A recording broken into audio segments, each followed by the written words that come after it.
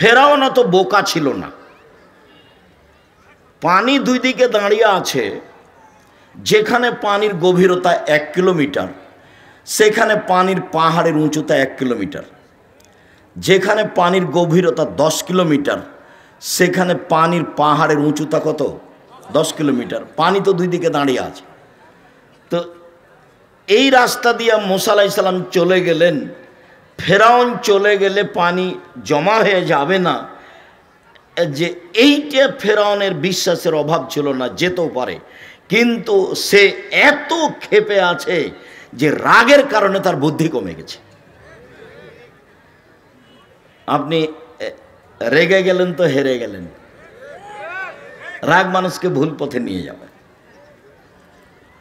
তাই একজন লোক এসে বলছেন, আল্লাহ নবী ফাউসিনি বিখাইরিন, আমাকে কল্যাণের উপদেশ দেন। তখন আল্লাহ রাসূল বলছেন, লা তাগজাব, রাগ করো না। আরো বলেন কিছু, লা তাগজাব, রাগ করো না। আরো কিছু বলেন, লা তাগজাব, রাগ করো না। এই কথা রাসূল সাল্লাল্লাহু আলাইহি ওয়াসাল্লাম বারবার বললেন, হাদিস বুখারী মুসলিম। তো রাগের কারণে তার বুদ্ধি কমে গেছিল। সে যখন ভিতরে চলে গেল তখন তো পানি এক জায়গায় জমা হয়ে গেল।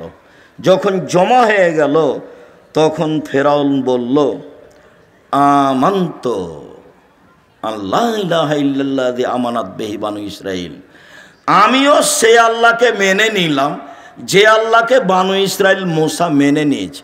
ওয়ানা মিনাল মুসলিমিন, আমি একজন মুসলিম। এই কথা ফেরাউন বলল। তা আল্লাহ বললেন, আলান, ও এখন, অকাদ আসাইতা কাবল, তুমি তো একটু আগে নাফরমান ছিলে, এখন মেনে নিলে? তারপরে বলছেন, আল ইয়াউমা নুনাজ্জিকা বিবাদানিকা লিতাকুনা লিমান খালফাকা আয়া। ফেরাউন, তোমার মুসলিম ঘোষণা দেওয়া তো বহু দূরের কথা, তোমার শরীরটা আমি চিরদিনের জন্য রেখে দিলাম, তোমাকে মানুষ দেখে উপদেশ গ্রহণ করবে যে ফেরাউন ছিল অত্যাচারী, স্বৈরাচারী, স্বেচ্ছাচারী, উদ্ধত, জালেম। মুসা আলাইহিস সালামকে আল্লাহ বলছেন, ফেরাউনের কাছে যান, দাওয়াত দেন। আমার মুখের ভাষা সাবলীল নয়, আমি ভালো ভাষা বলতে পারি না, আমি যাব না। তো বলছেন যেতে হবে, তাহলে ও আমাকে মারবে। আমার পক্ষ থেকে তার ব্যাপারে তার কাছে একটা অপরাধের অভিযোগ আছে, আমি এক থাপ্পড় দিয়ে মানুষ মেরেছি, ও গেলেই আমাকে মারবে। তো বললেন, আমি তোমার সাথে আছি। মারবে কি করবে, আমি সাথে আছি। তো বললেন, তাহলে আমার ভাইকে সাথে দিতে হবে। ঠিক আছে, তাই হলো, তোমার ভাইও সাথে থাকবে। দুই ভাই মিলে চলে গেলেন। গিয়েই বললেন, বানি ইসরায়েলকে ছেড়ে দেন, মানে স্বাধীনতা চাইতে হবে।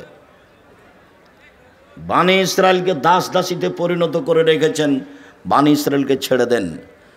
তখন ফেরাউন বলতে লাগলো, তোমাকে কি আমি শিশুকালে লালন পালন করিনি? তুমি কি বহু বছর আমার মাঝে থাকনি? ফেরাউন বলছে, তুমি যা করেছো তা করেছো, তুমি তোমার কর্ম করেছো, এক থাপ্পড়ে তুমি মানুষ মেরেছ, তুমি বড় অকৃতজ্ঞ। এটা ফেরাউন বলল। তখন মুসা আলাইহিস সালাম বলছেন, আমি যা করেছি তা করেছি, আমি ভুল পথে ছিলাম, মানে এক থাপ্পড়ে মানুষ মেরেছি এটাই ঠিক, আমি তখন ভুল পথে ছিলাম। আমি তোমার ভয়ে দেশ ছেড়েছি, আমার প্রতিপালক আমার প্রতি দয়া করেছেন, আমাকে জ্ঞানে গুণে পূর্ণ করেছেন, তিনি আমাকে নবী করেছেন। তুমি আমার প্রতি অনুগ্রহ করেছ, অনুগ্রহ করে তুমি খোঁটা দিয়েছ, খোঁটা দিয়ে তুমি বানি ইসরায়েলকে দাস দাসীতে পরিণত করেছ, তুমি বড় উদ্ধত স্বৈরাচার, সীমা লঙ্ঘন করেছ।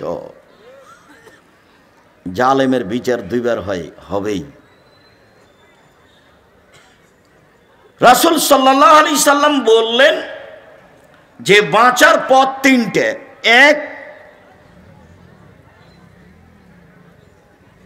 নিজেকে কন্ট্রোলে রাখো, বাড়ির বাইরে যায় না। দুই, মুখখান বন্ধ রেখো, মুখ ব্যবহার করো না। 3, পাপের জন্য কাঁদো, জান্নাত পেয়ে যাবে। 1, মুখ বন্ধ রেখো। ভালো কথা ছাড়া মুখ দিয়ে ব্যবহার করতে পারবে না। চিরদিনের জন্য আড্ডা পিটা হারাম।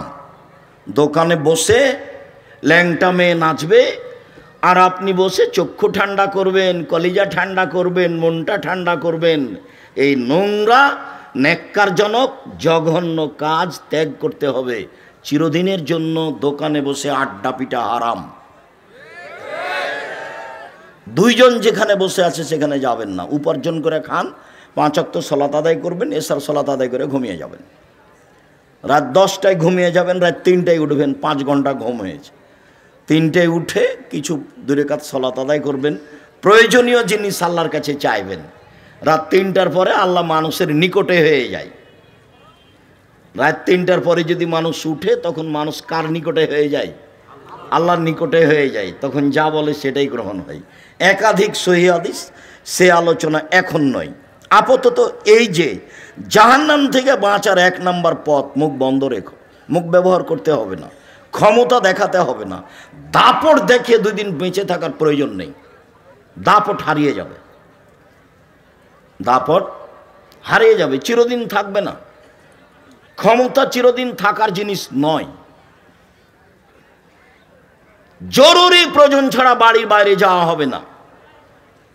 উপার্জন করে আসবেন, বাড়িতে ঢুকবেন, আহাল পরিবার আছে, ছেলে মেয়ে আছে, তাদের সাথে থাকেন, কথা বলেন।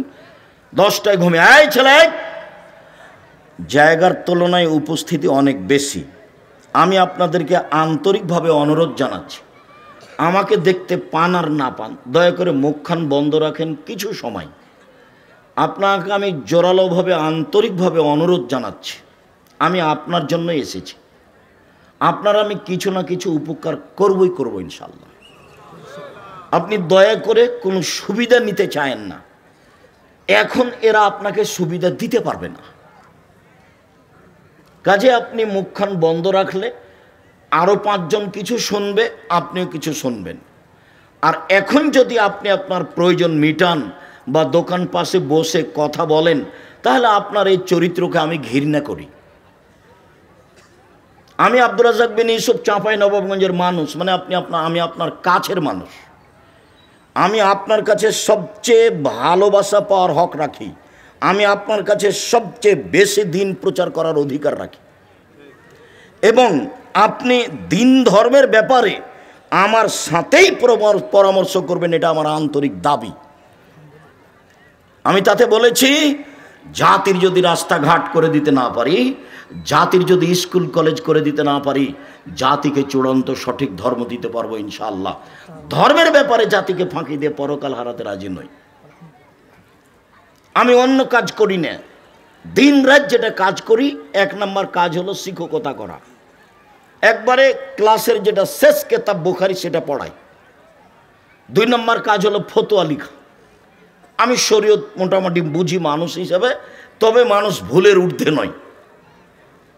আমি আলহামদুলিল্লাহ ফতোয়া লিখি প্রায় 26 বছর থেকে।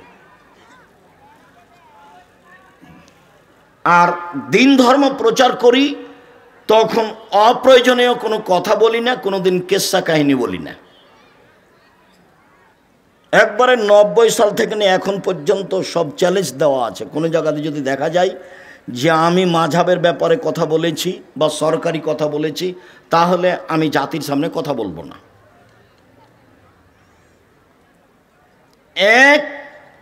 মুখ বন্ধ রাখতে হবে।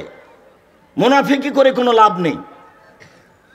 দিন রাত হ্যাঁ করে হেসে এর বিরুদ্ধে বলে এখানে সেখানে গিয়ে তাহাজ্জুদ পড়ে জান্নাত কিনে যাবে না।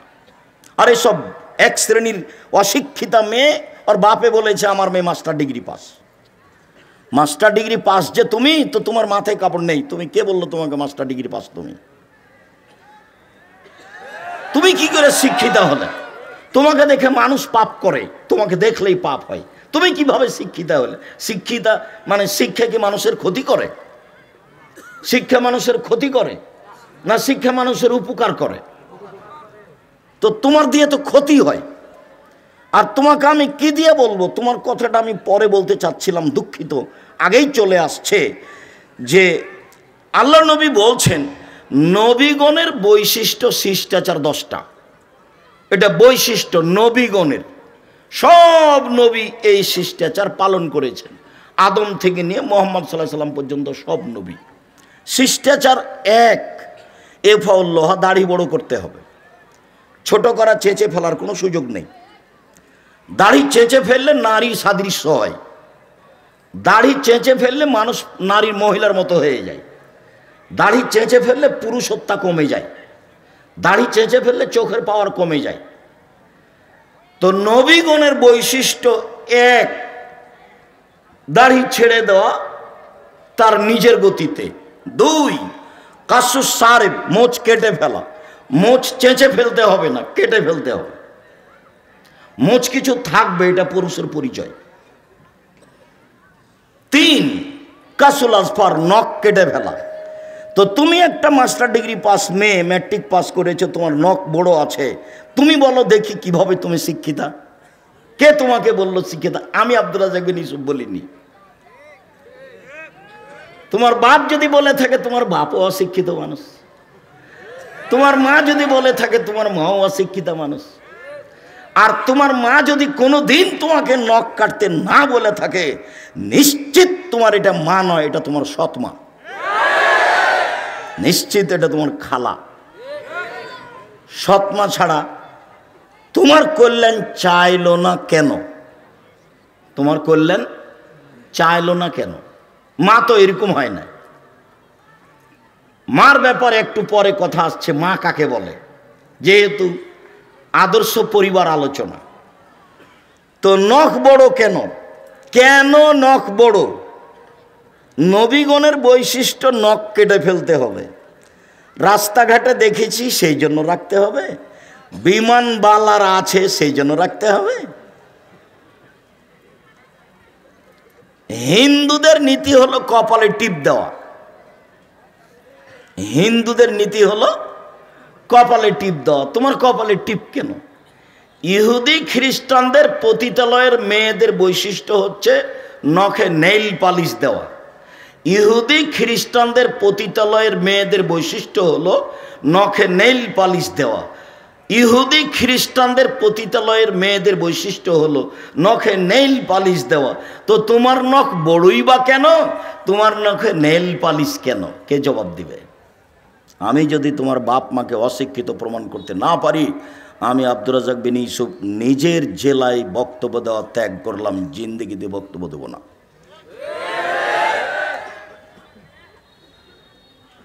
শিক্ষিত হও, চেষ্টা কর। মানুষই চেষ্টা করতে পারে, গরু ছাগল নয়। পশু প্রাণী পারে না। নাকফুল এবেদ, বগলের লোম উঠিয়ে ফেলতে হবে। নারী পুরুষ একই হুকুম। বগলের লোম কেটে ফেলার কোনো সুযোগ নেই। যেভাবে সম্ভব, যেভাবে সহজ করেন, উঠে ফেলতে হবে। হালাকুল আনাত, নিচের লোম পরিষ্কার করতে হবে, ঊর্ধ্বে টাইম 40 দিন। যেভাবে সহজ, যেভাবে সম্ভব। পুরুষ নারী একই হুকুম। সব এগুলো নবীগণের বৈশিষ্ট্য। পেশাব পায়খানার পরে পানি দিয়ে পবিত্রতা অর্জন করতে হবে। পানি না থাকলে ঢেল টিস্যু পেপার। পানি আছে তখনও কেউ যদি ঢেল টিস্যু পেপার নেয়, তাহলে সে রাসূলকে অপমান করল। আর যারা বোঝেছে যে আগে ঢেল টিস্যু পেপার, পানি পরে পবিত্রতার জন্য, তারা রাসূলের সাথে অন্যায় আচরণ করেছে। 40 কদম হাঁটার তো কোনো প্রশ্নই আসে না। পায়ের উপরে পা উঠিয়ে খক খক করে কাশার তো কোনো প্রশ্নই আসে না। আমি 1 মিনিটের জন্য ধরে নিলাম, এই ছেলে প্রস্তুত থাকো, কথা যেন কোনোটা মিস না হয়। শোনো, পবিত্রতা তো ভালো কাজ। তো স্বামী 40 কদম হাঁটবে পবিত্রতার জন্য ঢেল নিয়ে, স্ত্রীকে ঢেল নিয়ে 40 কদম হাঁটা লাগবে না? ধর্ম কি একজনের জন্য? স্ত্রীকে পায়ের উপরে পা উঠাতে হবে না? স্ত্রীকে পবিত্রতার জন্য খক খক করে কাশতে হবে না, ভুল হিসাব। রাসূলের কাছে থাকেন, পথ সহজ হবে। বলছে আব্দুর রাজ্জাক সাহেব, বেশ কিছুক্ষণ ঢেল নিয়ে থাকার পরে থাকি এই জন্য যে পেশাব আসছে বলে মনে হয়। 40 ঘন্টা পরে যদি আপনি টিস্যু ফেলেন তবুও মনে হবে যে পেশাব আসলো মনে হয়। কেন? শয়তান এখন আপনাকে বোকা বানিয়েছে। আল্লাহর নবী বলছেন যে মসজিদ থেকে বের হবা না বায়ুর শব্দ স্পষ্ট কানে না শুনলে, আর বায়ুর গন্ধ স্পষ্ট নাকে না আসলে। কেননা শয়তান পেশাব পায়খানা রাস্তায় চলাচল করে। তুমি যদি সন্দেহের মধ্যে পড়ো তাহলে শয়তান তোমাকে বোকা বানাবে। আপনি এখন বলেন যে পেশাব এসে যদি কাপড় ভিজে যায় তবু আর উজু করবো না, এই সর সর শয়তান সর, কাপড় ভিজে যাক তুই সর এখান থেকে, তারপরে কোনো কথা, নইলে আপনি টিকতে পারবেন না। পাপের জন্য কাঁদুন, কথা এখানে সংক্ষিপ্ত করছি, একটা কথা থাকলো, পাপের জন্য কাঁদুন। রাসূল সাল্লাল্লাহু আলাইহি সাল্লাম বলেন, লা ইয়ালিজার রাজুলুন নারা বাকামিন খাশিয়াতিল্লাহ হাত্তা ইয়ালিজাল লাবানু ফি দরে। গাভীর বাঁট ওলান থেকে চাপ দিয়ে দুধ বের করে ভিতরে ঢোকানো যায় না যেমন, আল্লাহর ভয়ে কাঁদে যে সে জাহান্নামে যাবে না তেমন।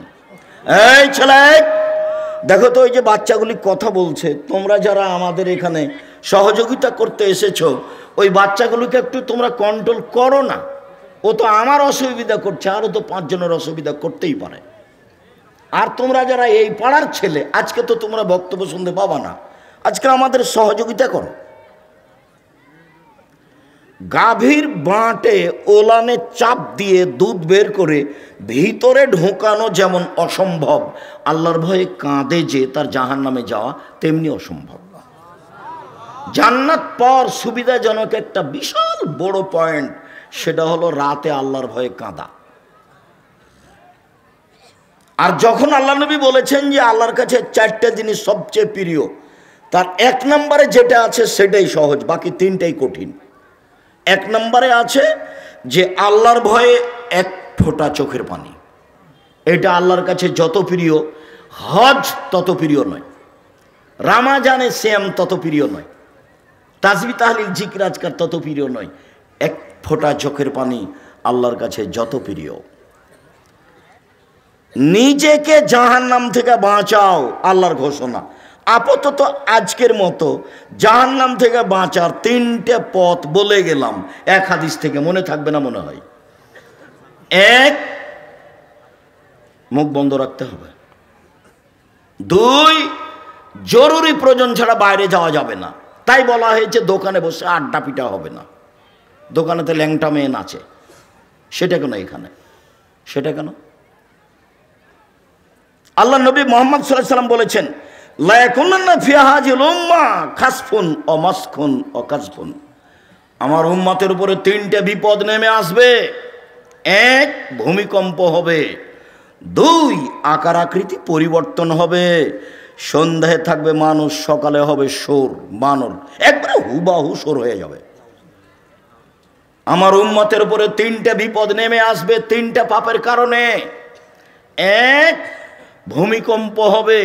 2, আকার আকৃতি পরিবর্তন হবে। সন্ধ্যায় ছিল মানুষ, সকালে হবে শোর বা বানর। 3, সমস্যা নেমে আসবে। মসজিদে মারামারি, মাদ্রাসায় মারামারি, রাস্তাঘাটে কেউ কাউকে মানে না, জিনিসের দাম বেড়ে যায়, কোনো জিনিস কন্ট্রোলে নেই, সমস্যা নেমে আসবে। পাপ 3টে। 1, ওয়াযালিকা ইযা যারাবু বিল মাআসিফ ইযা শারাবুল খুমরা, যখন মানুষ নেশাদার দ্রব্য পান করবে। এলাকাতে নেশাদার দ্রব্য আছে কিছু, যদি এটা চাঁপাইনবাবগঞ্জ না থাকারই কথা। দেখো অন্য জেলাতে যায় তখন নিজের জেলার খুব প্রশংসা করি, শিক্ষা দীক্ষা জ্ঞান গরিমা চাকরি বাকরি। বিদেশে যখন যাই তখন বলি, আরে তোমরা তো কাজ করতে এসছো, রাস্তাঘাটে কাজ করো, চাঁপাইনবাবগঞ্জের মানুষ চাকরি করে। দিনরাত তোমাকে নিয়ে আমি গর্ব করি, দেখো আমার গর্ব নষ্ট করো না। বিড়ি তামাক জর্দা সিগারেটকে চিরদিনের জন্য একবারে করে দাও, হারাম করে দাও। ও যেন তোমাকে দমাতে না পারে। অবস্থানে যাও। বিড়ি, তামাক, জর্দা, সিগারেট, গুল, নেশাদার দ্রব্য চিরদিনের জন্য হারাম।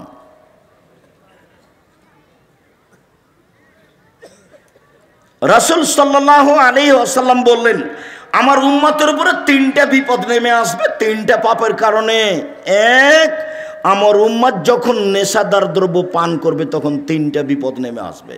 দুই, জাহারাতিল কায়নাত, মেয়েরা যখন নাচবে, সব মোবাইলে মেয়ে নাচে, সব দোকানে মেয়ে নাচে, প্রায় সব বাড়িতে মেয়ে নাচে, বড় বিশাল টিভি আছে, ইন্ডিয়ান মেয়ে নাচছে, জান ঠান্ডা হয়ে যাচ্ছে, কলিজা সহাত হয়ে যাচ্ছে, চক্ষু ঠান্ডা হয়ে যাচ্ছে, ধর্ম পাগল হয়ে গেছে। রাসূল সাল্লাল্লাহু আলাইহি সাল্লাম বলেন, তিন শ্রেণীর মানুষ জান্নাতে যাবে। তার এক শ্রেণীর মানুষ হচ্ছে অপর নারীকে দেখে যে চক্ষু নিচু করে। নেন এবার তোমার বড় মোবাইলের কি হবে? আমার কাছে একটা বাটন ছোট মোবাইল আছে, রিং হলে আমি শুধু অন করতে পারি। তুমি আমাকে বলেছো যে আব্দুর রাজ্জাক সাহেব আমার নামটা একটু সেভ করে রাখতেন, কিন্তু আমি যে সেভ করতে পারি না, আমি শুধু অন করতে পারি। ও দিয়েই জামিয়া সালাফিয়া চলে, মানুষের সাথে ওইটা দিয়েই কথা বলি। এদেশের সর্ববৃহৎ প্রতিষ্ঠান, শিক্ষা গুণে, শিক্ষক গুণে, শিক্ষক সংখ্যায়, ছাত্র সংখ্যায়, প্রতিষ্ঠানের আয়তনে এদেশের সর্ববৃহৎ প্রতিষ্ঠান জামিয়া সালাফিয়া। জামিয়া সালাফিয়াতে ইন্ডিয়ান, সৌদি আরব, বাংলাদেশের প্রায় 300 জন শিক্ষক শিক্ষিকা পাঠদান করে থাকেন। এখন চলমান 4 জন আছেন মদিনা বিশ্ববিদ্যালয়ের, 4 জনই টিচার, তারা ওখান থেকে এসে শিক্ষা দিচ্ছে। সেদিন আপনারা দেখে এসেছেন, তার নাম জামিয়া সালাফিয়া। জামিয়া সালাফিয়ায় প্রায় 5000 ছেলে মেয়ে পড়াশোনা করে, 519 জন এতিম আছে। জামিয়া সালাফিয়া ডাঙ্গিপাড়া, পবা, রাজশাহী প্রায় 40 বিঘা জমির ওপর অবস্থান করে। মেয়েদের যেটা শাখায় এখন গড়তে যাচ্ছে সেটা 60 থেকে 70 বিঘা। যেটা রূপগঞ্জ জামিয়া সালাফিয়া ঢাকা, সেটা প্রায় 100 বিঘা জমির ওপরে, 22 বিঘা মেয়েদের জন্য। সর্বোচ্চ প্রতিষ্ঠান এদেশের শিক্ষা মানে, শিক্ষা গুণে। শিরক মুক্ত প্রতিষ্ঠান জামিয়া সালাফিয়া, বিদআত মুক্ত প্রতিষ্ঠান জামিয়া সালাফিয়া, দল মুক্ত প্রতিষ্ঠান জামিয়া সালাফিয়া, সংগঠন মুক্ত প্রতিষ্ঠান জামিয়া সালাফিয়া, হিংসা মুক্ত প্রতিষ্ঠান জামিয়া সালাফিয়া, দেশের সর্ববৃহৎ প্রতিষ্ঠান জামিয়া সালাফিয়া। জামিয়া সালাফিয়া চাঁপাইনবাবগঞ্জের প্রতিষ্ঠান। চাঁপাইনবাবগঞ্জের লোক এটা করছে, চাঁপাইনবাবগঞ্জের লোকের জন্য এটা গৌরব। অতএব আমি আপনার ছেলের সার্বিক কল্যাণ কামনা করি, এ কথাই ঠিক। সম্মানিত দ্বীনি ভাই বোন, রাসূল সাল্লাল্লাহু আলাইহি সাল্লাম বললেন, মেয়েরা যখন নাচবে তখন 3টা বিপদ নেমে আসবে। 2, 3 ওয়াজারাবু বিল মাযিফ, যখন বাদ্যযন্ত্র প্রকাশ পাবে তখন 3টা বিপদ নেমে আসবে। সব বাড়িতেই বাজনা বাজে, সব দোকানেই বাজনা বাজে, সবার কানেই বাজনা চলে, ল্যাংটা মেয়ে নাচে সবার কানে। আল্লাহ নবী বললেন, যখন মানুষ উজু করে মুখমণ্ডল ধয়, তো মুখমণ্ডলে যা পাপ হয়েছে সব পাপ পানির সাথে, পানির শেষ ফোঁটার সাথে ঝরে যায়। মুখমণ্ডলে কি পাপ হয়? আল্লাহ নবী বলছেন, আইনানে তাজনের জেনাহুমান নাজর, 2 চোখের জেনা হচ্ছে চোখ দিয়ে দেখা। অলাইনানে জেনাহুমাল ইস্তেমাও, 2 কানের জেনা হচ্ছে কান দিয়ে শোনা। অল মুখ অল ফাম জেনাহাল নতক, মুখের জেনা হচ্ছে কথা বলা। এগুলো সব মুখমণ্ডলে আছে। এগুলো বড় বড় জেনার মাধ্যম, কান জেনার মাধ্যম, চক্ষু জেনার মাধ্যম, মুখ জেনার মাধ্যম। বুঝুনি তুমি? না বুঝে তুমি মেয়েটার সাথে দিনরাত গল্প করো প্রেমের জেনার, তুমি মনে করো কেউ দেখে না। ভুল হিসাব তোমার। তুমি মারিয়ামের মতো ভুলে যাও। মারিয়াম বলেছিল, কুনতু নাসিয়া মানসিয়া, আমি জাতির কাছে এমন হতে চাই, আমি মারিয়াম, এটা কেউ জানবে না যে আমি মারিয়াম। কেন?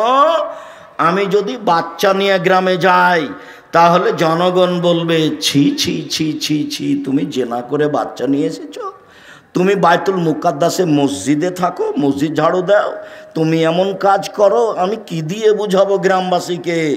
বাচ্চা নিয়ে গ্রামে ঢুকলেন, তখন গ্রামের লোকেরা বলল, ছি ছি ছি ছি ছি ছি ছি, তোমার মা ভালো, তুমি এত খারাপ, ছি তোমার বাপ ভালো, তুমি এত খারাপ। তো আমি মারিয়াম নাসিয়া মানসিয়া হয়ে যেতে চাই, কেউ যেন না জানে আমাকে। ওই মেয়েটার নাম্বার তুমি চিরদিনের জন্য ভুলে যাও। মেয়েটা যে কে এটা তুমি ভবিষ্যতেও মনে রাখবা না, কোনো দিন মনে রাখবা না, নইলে ও তোমাকে ধ্বংস করবে, তোমার বাপকে ধ্বংস করবে, তোমার বংশকে ধ্বংস করবে, তোমার জাতিকে করবে। তুমি সেখান থেকে ফিরে আসো 1 মিনিট, তোমাকে এখানে বাস্তব দেখায়।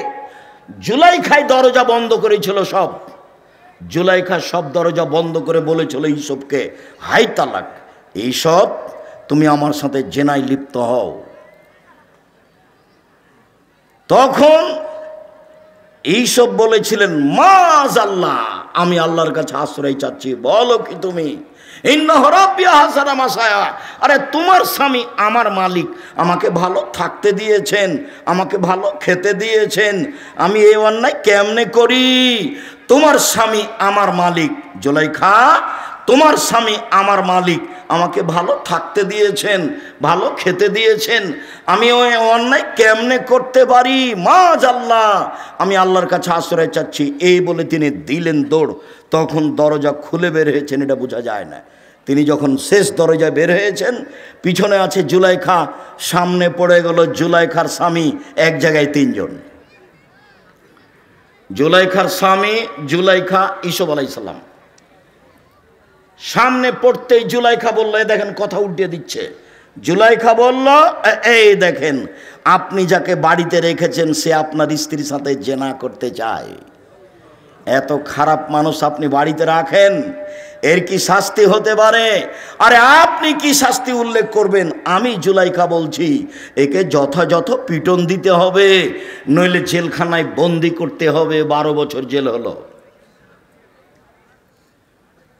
12 বছর পরে সরকারের পক্ষ থেকে ইউসুফকে ডেকে পাঠানো হলো। ইউসুফ বললেন, জি না, আমি জেল থেকে বের হব না যতক্ষণ পর্যন্ত জুলাইখা জাতির সামনে ঘোষণা না দিবে আমি জুলাইখা অন্যায় করেছি, ইউসুফ করেনি। এই ঘোষণার পূর্ব পর্যন্ত আমি ইউসুফ জেল থেকে বের হব না। আমাদের নবী মুহাম্মদ সাল্লাল্লাহু আলাইহি সাল্লাম বললেন, আমার চেয়ে ইউসুফের অনেক ধৈর্য বেশি, আমার চেয়ে ইউসুফের অনেক ধৈর্য বেশি। আরে আমি মুহাম্মদ সাল্লাল্লাহু আলাইহি সাল্লাম যদি 12 বছর জেলে থাকতাম আর সরকারিভাবে যদি আমাকে ডেকে পাঠানো হতো, তাহলে আমি তাড়াহুড়া করে বের হতাম, চলো চলো চলো চলো। আমাদের নবী মুহাম্মদ সাল্লাল্লাহু আলাইহি সাল্লাম বলছেন যে আমার চেয়ে ধৈর্যশীল কে?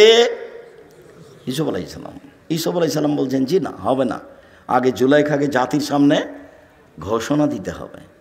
জুলাইখা ঠিকই 12 বছর পরে জাতির সামনে ঘোষণা দিল, আমি অন্যায় করেছি, ইউসুফ অন্যায় করেনি। এই যে দেখছেন না, নারী হলো 3 জানের বড়ি, নারী হলো 3 জানের বড়ি। গোপন কথা বলা হবে না, সাথে সাথে তার ফাঁদে পড়া হবে না, তার ফাঁদে পড়লে সব কিছু হারিয়ে যাবে। শুনুন, রাসূল সাল্লাল্লাহু আলাইহি সাল্লাম বলেন, 3টা পাপের কারণে আমার উম্মতের উপরে গজব নেমে আসবে। 1, যখন তারা নেশাদার দ্রব্য পান করবে। 2, মেয়েরা যখন নাচবে। 3, যখন বাদ্যযন্ত্র প্রকাশ পাবে। সব দোকানে বাজনা বাজে, সব মোবাইলে বাজনা বাজে। তোমার মোবাইলে যেন আর কখনো কোনো মেয়ে না নাচে, চিরদিনের জন্য তুমি বন্ধ করো। চক্ষু ঠান্ডা করে জান্নাতের মেয়ে ভোগ করার হিসাব করো না। জান্নাতের মেয়ে ভোগ করা অত সহজ নয়, ওরা অত সাধারণভাবে নেই। আল্লাহ তাআলা বলছেন, ওরাকে আমি এমনভাবে রেখেছি জিন কোনোদিন তাদের স্পর্শ করেনি, মানুষ তাদের স্পর্শ করেনি। ওরাকে ঝিনুকের মধ্যে লুকানো আছে, যখন তাদেরকে বের করা হবে তখন মনে হবে যে এরা ঝিনুকের মধ্যে লুকানো মুক্তা। তাদের কোনোদিন পেশাব হবে না, তাদের কোনোদিন পায়খানা হবে না, তাদের কোনোদিন হায়েজ হবে না। তাদের রূপ চেহারা ভিন্ন ধরনের হবে। 16-18 বছর মেয়েরা যেমন হয়, জান্নাতের মেয়েরা তেমন হবে, তার চেয়ে হাজারো গুণ সুন্দরী। চক্ষু হবে টানা টানা, লম্বা লম্বা, আর মাথার চুল হবে কঁকড়া কঁকড়া। সুন্দরী হওয়ার জন্য যা কিছু লাগে সব কিছু তাদের মাঝে আছে।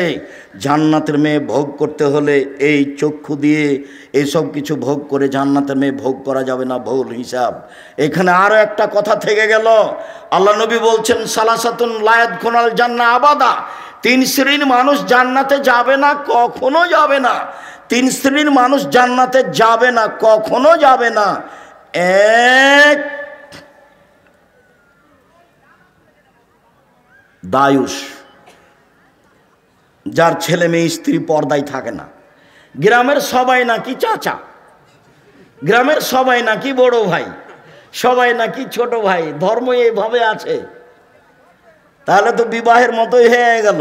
থুবড়া খাওয়াচ্ছে, তখন ওই লোকটার সামনে মেয়েটা বসে আছে, এটা তো চাঁপাইনবাবগঞ্জ। তো মেয়েটা বসে আছে আর ওই লোকটা তার মুখে ক্ষীর তুলে দিচ্ছে। কত নোংরা নীতি বিবাহের! ছি ছি ছি ছি ছি। বইয়ের মুখে ক্ষীর তুলে দিতে হয়, বইয়ের মুখে দিতে হয়। ও কি বউ? ওই মেয়েটার বিবাহ হবে, তাই থুবড়া, তাই সবাই গ্রামের লোক থুবড়া খাওয়াচ্ছে। আর মহিলাগুলো গীত বলছে আর বলছে টাকা দিলে মুখ খুলবো। থুবড়া চিরদিনের জন্য হারাম। থুবড়া শব্দর মুখের উপরে পেশাব করে দিতে হবে, দিয়ে বলতে হবে থুবড়া পৃথিবীতে নেই। 20 বছর পরে কেউ যদি বলে থুবড়া, তাহলে আর কেউ বলবে কি গো, থুবড়া কি জিনিস গো? আচ্ছা, থুবড়া শব্দ কি তাহলে ডিকশনারিতে দেখতে হবে নাকি, কি সেটা এমন হতে হবে। যেমন ডুলি বিবি শব্দ চিরদিনের জন্য হারাম। ডুলি বিবি শব্দ একবারে ভুলে যেতে হবে, ডুলি বিবি কোনো শব্দই নেই। বিবাহতে গিয়ে মাঝা খরচ দিতে হবে, এটা হারাম। বিবাহতে ছেলের পক্ষ থেকে মেয়ের পক্ষ থেকে যা গেছে আপনার ওই ইয়েতে বরণতাতে ক্ষীরকাঁচিতে ছেলের পক্ষ থেকে তার ডবল যাবে, এই নীতি হারাম।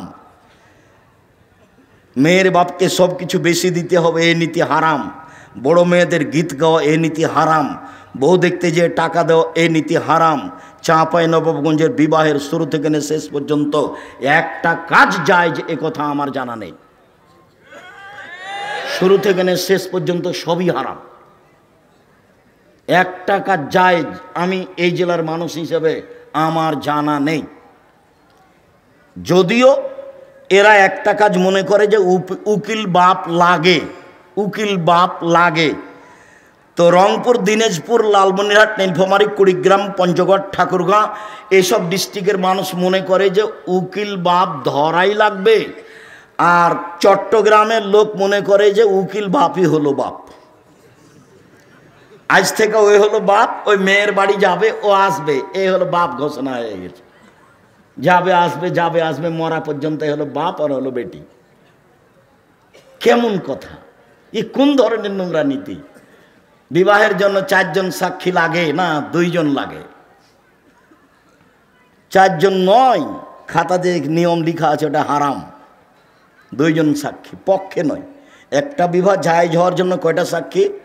2 জন, বাস। কোর্টের বিবাহ বাতিল।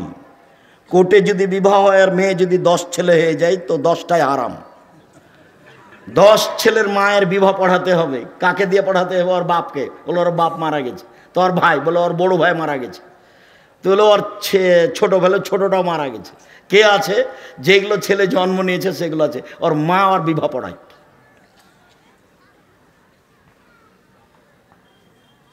বিবাহ পড়াতেই হবে। কোর্টের বিবাহ বাতিল, কোর্টের বিবাহ বাতিল, কোর্টের বিবাহ বাতিল।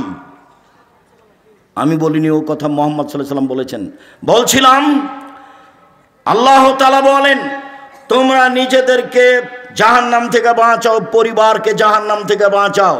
দেখি পরিবারকে কিভাবে জাহান্নাম থেকে বাঁচানো যায়। আবু হুরায়রা রাদিয়াল্লাহু তাআলা আনহু বলেন, রাসূল সাল্লাল্লাহু আলাইহি সাল্লাম বলেছেন, কুল্লু মাউলুদিন ইউলাদু আলাল ফিতরা, প্রত্যেকটা ছেলে মেয়ে ইসলামী ধারণ ক্ষমতা নিয়ে জন্মগ্রহণ করে। প্রত্যেকটা ছেলে দাড়ি ছেড়ে দিতে পারবে, এই ক্ষমতা আছে। প্রত্যেকটা মানুষ মোচ কাটতে পারবে, এই ক্ষমতা আছে। প্রত্যেকটা মেয়ে মাথায় কাপড় দিতে পারবে, এই ক্ষমতা আছে। আল্লাহ নবী বলছেন সবাই ইসলামী নিয়ম নীতি ধারণ ক্ষমতা নিয়ে জন্মগ্রহণ করে। ফাবু ইউহবেদানিহি, তার বাপ মা তাকে ইহুদি করে দেয়। ইমাজ্জেশানিহি, তার বাপ মা তাকে আগুন পূজক করে দেয়।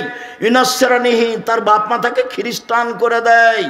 বাপ মা ছেলে মেয়েকে যেভাবে গড়ে তুলে সেইভাবে গড়ে উঠে। চাঁপাই নবাবগঞ্জের ভাষাতে সঙ্গ দোষে লোহা ভাসে। এটাই হলো বুখারী মুসলিমের হাদিসের তরজমা। সঙ্গ দোষে লোহা ভাসে। এবার তুমি বলো, মেয়েটা ক্লাস 10-এ পড়ে, তার মাথায় কাপড় নেই, এই কাজটা কে করেছে? ওর মা। আমি বলছি ওটা ওর মা নয়, ওটা ওর সৎ মা। ওর মা বলবে, এক মাথায় কাপড় নিতে বাইরে না, কোথায় যাচ্ছিস? দাঁত ভেঙে কি দাঁত ভেঙে দেবো একবারে। ওর মা সব সময় গরম হয়ে থাকবে তার বাচ্চার উপরে। হ্যাঁ, কোথায় গেছিলি এখন? এতক্ষণ গেছিলি কোথায়? ও তো পাহারাদার, আল্লাহ রসুল বলছে। সঙ্গ দোষে লোহা ভাসে, এটা বুখারী মুসলিমের হাদিসের সারমর্ম কথা। বাপ মা যদি ইহুদি হয়, ছেলে মেয়ে ইহুদি হয়ে গড়ে উঠবে। বাপ মা যদি খ্রিস্টান হয়, ছেলে মেয়ে খ্রিস্টান হয়ে গড়ে উঠবে। বাপ মা যদি আগুন পূজক হয়, ছেলে মেয়ে আগুন পূজক হয়ে গড়ে উঠবে। শুনুন, অনেক দিন বলা আছে, দুইটা মেয়ে একসাথে জন্ম নিয়েছে, দুইজনই সুন্দরী, দেখতেও ভালো, মেধাও ভালো, একই সাথে জন্ম নিয়েছে, যমজ। একজনের বিবাহ হয়েছে কথার কথা আওয়ামী লীগের ছেলের সাথে, আর একজনের বিবাহ হয়েছে বিএনপি ছেলের সাথে। দুই বোনে এখন আর কথা বলে না। একসাথেই থাকতো, একসাথেই চলতো, একসাথেই খেত। ওর প্রতিক্রিয়া এর ভিতরে ঢুকেছে, ওর প্রতিক্রিয়া এর ভিতরে ঢুকেছে। এটাই শেষ পর্যন্ত হাদিস এরকমই থাকবে। এক খেয়ালে চেয়ে থাকবেন, আমি আপনার সাথে আছি কিছুক্ষণ। সম্মানিত দিনী ভাই বোন, আবু হুরায়রা রাদিয়াল্লাহু তাআলা আনহু বলেন, রাসূল সাল্লাল্লাহু আলাইহি সাল্লাম বলেছেন, কুল্লু নাফসিম মিন বানি আদম সাইয়্যিদ। আদম সন্তানের পুরুষ নারী সবাই দায়িত্বশীল, সবাই নিজের নিজের নিজ নিজ দায়িত্ব পালন করবে। আদম সন্তানের সবাই দায়িত্বশীল। তাহলে বাপ আর রাজুল সাইয়্যিদ ফি বাইতি আহলিহি, বাপ হচ্ছে তার পরিবারের উপরে দায়িত্বশীল। বাপ হলো তার পরিবারের উপরে দায়িত্বশীল। ওয়াল মারআতু সাইয়্যিদাতু বাইতিহা, আর মহিলা হচ্ছে বাড়ির দায়িত্বশীলা। আল্লাহ নবী যখন বাপের কথা বললেন তখন বললেন পরিবার, আর যখন মায়ের কথা বললেন তখন বললেন বাড়ি। বাড়িটা সাজগোজ করে রাখবে মা, বাড়িটা সুন্দর করে গুটিয়ে রাখবে মা, ছেলে মেয়েকে দেখাশোনা করবে মা, স্ত্রী সহ পুরো পরিবার কন্ট্রোল করবে বাপ। ও হলো এই পরিবারের মালিক। আর একজন কী করলো সেটা আপনার দেখার প্রয়োজন নেই। আপনি কি করছেন, আপনি পরিবারকে জাহান্নাম থেকে রক্ষা করুন, আপনি পারবেন।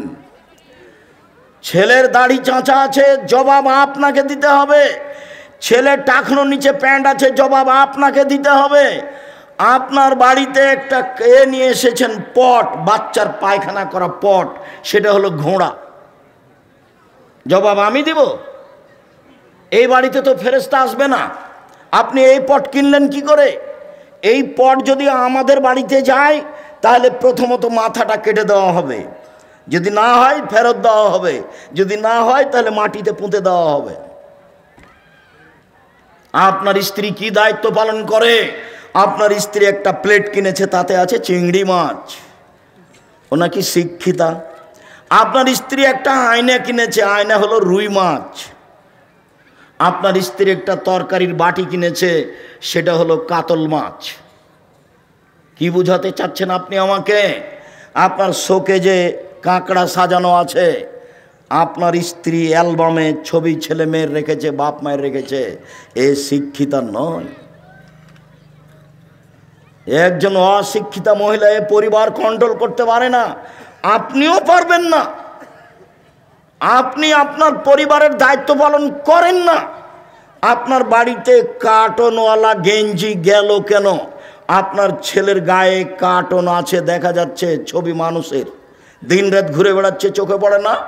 আপনার স্ত্রী আপনার বাচ্চার পায়জামাটা প্যান্টটা রোজ ধুয়ে দিচ্ছে, প্যান্টের টাকানোর নিচে যায়, সেটাও দেখতে পায় না।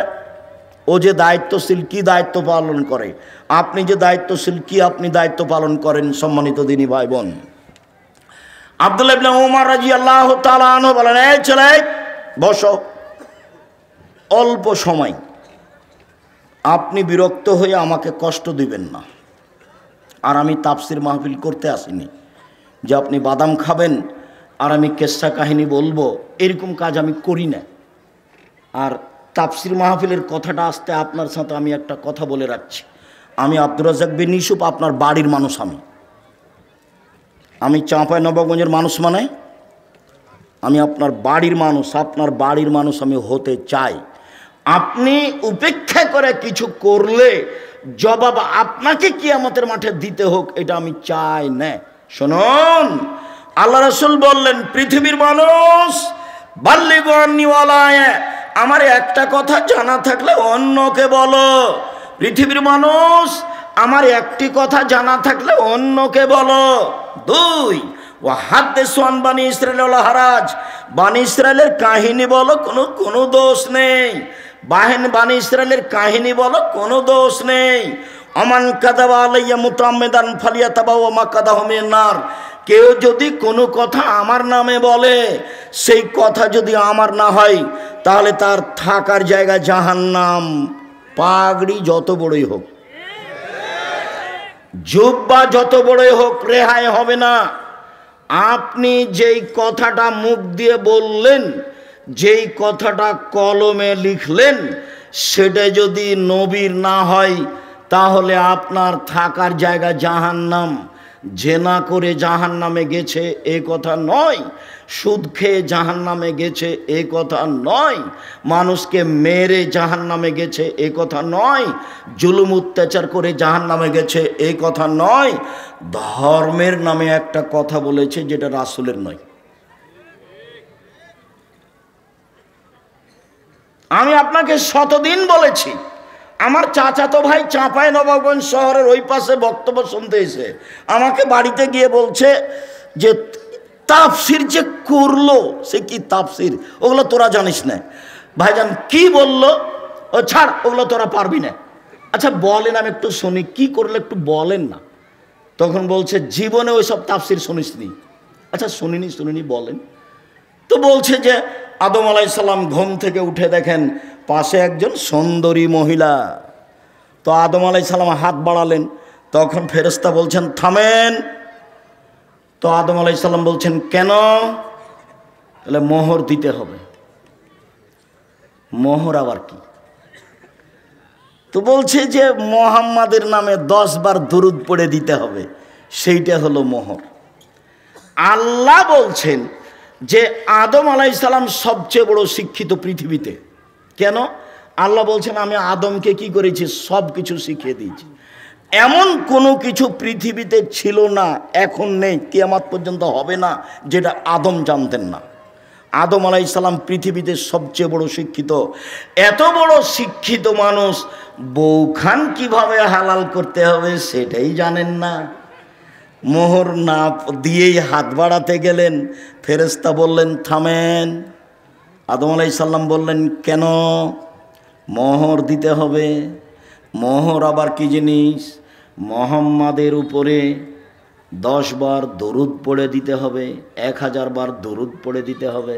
আমি কিয়ামত পর্যন্ত সময় দিয়েছি, কিয়ামত মানে আমার মরা পর্যন্ত।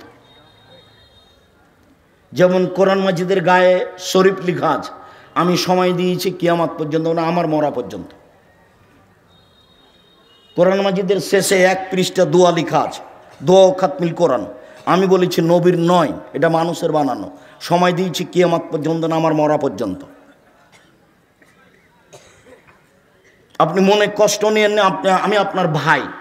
আপনি মনে কষ্ট নিয়েন না, আমি আপনার ভাই। আপনি মনে কষ্ট নিয়েন না, আমি আপনার ভাই, আমি আপনার ছেলে। আপনার বাড়িতে লেখাপড়া করে আমি মানুষ হয়েছি, আপনার সামনে আমি হক কথা বলবো, এটা আমার অধিকার আছে। আপনি যদি কিছু মনে করেন আমি দুঃখিত, আপনি দায়িত্ব পালন করেননি, এই জন্য মুকশিদুল মুমিনিন বইয়ে প্রথমে লেখা আছে, এক ওয়াক্ত নামাজ কাজা করলে ৮০ হোক বা জাহান্নামে থাকতে হয়। প্রমাণ করেন দেখি, প্রমাণ করেন দেখি। বইয়ের এক জায়গাতে হেডলাইনে লেখা আছে, অবিবাহিত ছেলেমেয়ের পড়া নিষেধ। অবিবাহিত ছেলেমেয়ের পড়া নিষেধ। যে দেখে সেই পড়ে, যে দেখে সেই পড়ে, যে দেখে সেই পড়ে। আমি নিজে পড়ে দেখলাম, আমি নিজেও পড়ে দেখলাম, দেখি কি আছে। আমি তো বিবাহিত মানুষ, আমি তো আর নায়ের মধ্যে নেই, তা আমি পড়ে দেখলাম। এখন লেখা আছে, ভরা পেটে স্ত্রী মিলন হলে ছেলে ভ্যাংচা হয়,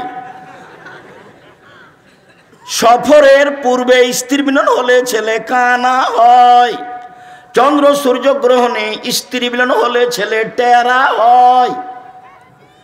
এসব কথা লেখা আছে। আল্লাহর কসম, আমি আব্দুর রাজ্জাক বিন ইউসুফ আপনার কাছের মানুষ, আল্লাহর কসম এগুলো সত্য কথা নয়, বরং কোরআনের বিরোধী।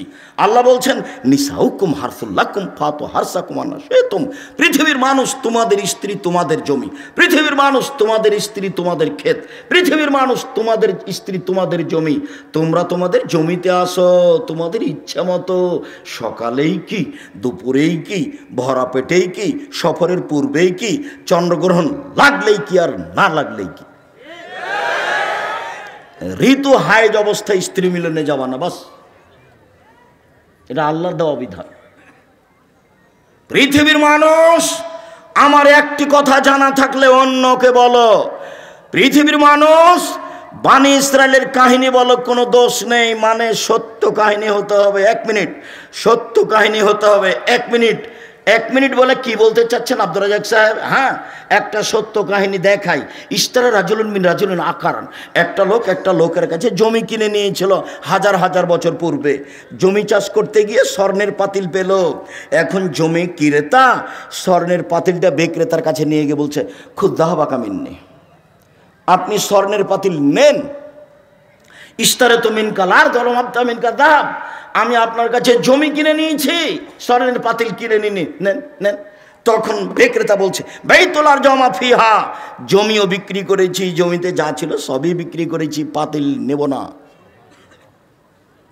হাদিস বুখারী মুসলিম, হাজার হাজার বছর আগের কাহিনী। এই হলো বানি ইসরায়েলের কাহিনী। পৃথিবীর আলেম ওলামা, তোমরা বানি ইসরায়েলের কাহিনী বলো। ও মুফাসসির সাহেব, আপনি বানি ইসরায়েলের সত্য কাহিনী বলেন, আপনি সহিহ হাদিস বলেন। যদি আপনার কোনো কথা এমন হয়ে যায় যেটা নবীর নয়, তখন থাকার জায়গা জাহান্নাম, পথ ঘাট থাকবে না। যোগ্যা যত বড়ই হোক, পীর যত বড়ই হোক, লাভ হবে না, বাঁচার কোনো পথ নেই। হাদিস বুখারী মুসলিম। আল্লাহ নবী বলছেন, কাভাবিল মারে কাদবানি হাদ্দাসা বিকুল্লিমা সামিয়া, মুখ দিয়ে কথা বলার পূর্বে ও যেন তদন্ত করে দেখে। তদন্ত না করে যেন কোনো কথা ধর্মের নামে না বলে। বন্ধ থাক, ধর্ম বন্ধ থাক, তুমি বলিও না।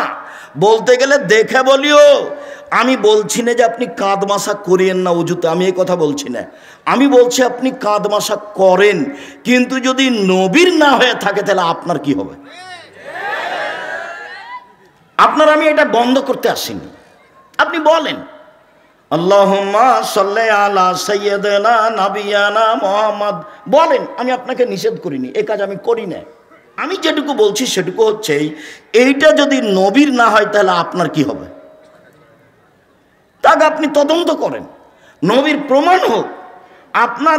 আপনি একজন বড় মুফাসসির, আপনি একজন বড় মুফাসসিরের সহযোগী, আপনি এমনটা করছেন, যদি রাসূলের না হয় তাহলে আপনার এবং তার কি হবে, এইটা আপনি বিবেচনা করছেন না কেন? আমি তো মনে করছি এইভাবে তাফসির করাটা ঠিক ওইরকম। কেমন? ফাতেমা যেমন বলেছিলেন, ফাতেমা কান্দিয়া কয় আজ বুঝি হুসাইন কারবালাতে শহীদ হয়। ফাতেমা কান্দিয়া কয় আজ বুঝি হুসাইন কারবালাতে শহীদ হয়। যেদিন হুসাইন কারবালাতে শহীদ হচ্ছেন ইরাকের মাটিতে, তার 49 বছর আগে ফাতেমা মারা গেছেন। কতদিন আগে মারা গেছেন? 49 বছর আগে। তাহলে ফাতেমা এভাবে কিভাবে বলবেন? তাহলে তো ধর্মের কথা, আমি যদি এরকম বক্তা হই তাহলে আমার কথা হয়ে গেল ওইরকম পুথির গানের মতো, 6 মাসের রাস্তা মর্দ 6 দিনে গেল, ঘোড়ায় চড়িয়া মর্দ হাঁটিয়া চলিল। ধর্ম এরকম নয়। কেউ যেন আঙ্গুলে চোখে আঙ্গুল না ঢোকাতে পারে এইভাবে বলার চেষ্টা করেন, তবে মানুষ হিসেবে কোনো জায়গাতে ত্রুটি থাকতেও পারে। আবু মুসা আশআরী রাদিয়াল্লাহু তাআলা আনহু বলেন, রাসূল সাল্লাল্লাহু আলাইহি সাল্লাম বলেছেন, আইয়ুমা রাজুলিন লাহু ওয়ালিদা, কারো যদি একটা কাজের মেয়ে থাকে, কাজের মেয়ে, ফাআদ্দাবাহা ফাসানা তাদিবাহা, তাকে যদি শিষ্টাচার শিখিয়ে দেয়, সুন্দর শিষ্টাচার শিখিয়ে দেয়, আল্লামাহা ফাসানা তালিমাহা, তাকে যদি বিদ্যা শিখিয়ে দেয়, সুন্দর বিদ্যা শিখিয়ে দেয়, ফালাহু আজরান, তার জন্য ডবল নেকি রয়েছে। কাজের মেয়েকে বিদ্যা শিখাতে হবে, কাজের মেয়েকে শিষ্টাচার শিখাতে হবে। শিষ্টাচার কি জিনিস? নখ বড় কেন? শিষ্টাচার গ্রহণ করো, কেটে ফেলো। কপালে টিপ কেন? শিষ্টাচার গ্রহণ করো, টিপ তুলে ফেলো। শোনো, যেই ওই পায়ে যেগুলো বাজে সেগুলো কি? নূপুর। এই বাজনা নূপুর কেন? এটা শয়তানের বাজনা, খুলে ফেলো। এইভাবে চুল বেনি করে উপরে ধামাওয়ালিদের মতো করে রেখেছো কেন? এই শিষ্টাচার বন্ধ করো। শিষ্টাচার কি জিনিস? শিষ্টাচার কি জিনিস? আম্মু বাড়ি থেকে বের হলে আমাকে সালাম দিয়ে বের হও, শিষ্টাচার। আম্মু বাড়িতে ঢোকার সময় সালাম দিয়ে ঢোকো, শিষ্টাচার।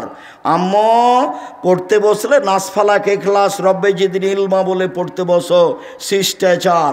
আম্মু ডান পায়ের জুতা আগে পরো, বাম পায়ের জুতা পরে পরো, শিষ্টাচার। আম্মু বাম পায়ের জুতা আগে খুলো, ডান পায়ের জুতা পরে খুলো, শিষ্টাচার। আম্মু টয়লেটে ঢোকার সময় দোয়া পড়ো, বের হওয়ার সময় দোয়া পড়ো, শিষ্টাচার। আম্মু মসজিদে ঢুকলে ডান পা আগে দাও, বাম পা পরে দাও, শিষ্টাচার। আম্মু মসজিদ থেকে বের হলে বাম পা আগে দাও, ডান পা পরে দাও, শিষ্টাচার। শিষ্টাচার দিয়ে, ইসলামী শিষ্টাচার দিয়ে দিন রাত পূর্ণ হয়ে আছে। আম্মু ডান হাতে গিলাস ধরো, 3 শ্বাসে পানি পান করো, শিষ্টাচার। ফিলিস্তিনের লোকেরা অরিজিনাল আরবি, মূল আরবি। ফিলিস্তিনের লোকেরা একবারে নগদ আরবি, কিন্তু তারা নিচে নামতে নামতে নামতে এমন নেমেছে যে শিষ্টাচার টোটালেই ভুলে গেছে। আব্দুর রহিম মিশর আজহারে পড়তো, সেই সুবাদে গাজা ফিলিস্তিনের লোকেরা যারা মিশরে এসেছিল, ওদের আমরা বাছাই করে কয়েকশো লোককে কয়েকবার সহযোগিতা করেছি। তো আমি সেদিন সহযোগিতা দিচ্ছি আপনাদের পক্ষ থেকে। তা আমি যখন দিচ্ছি তখন বাম হাতে নিল, আরেকজন বাম হাতে নিল। আমি দেওয়া বন্ধ করে বক্তব্য দিলাম। আমি আরবিতে শুনলাম, ওরা তো আরবি আমার চেয়ে বেশি বুঝে।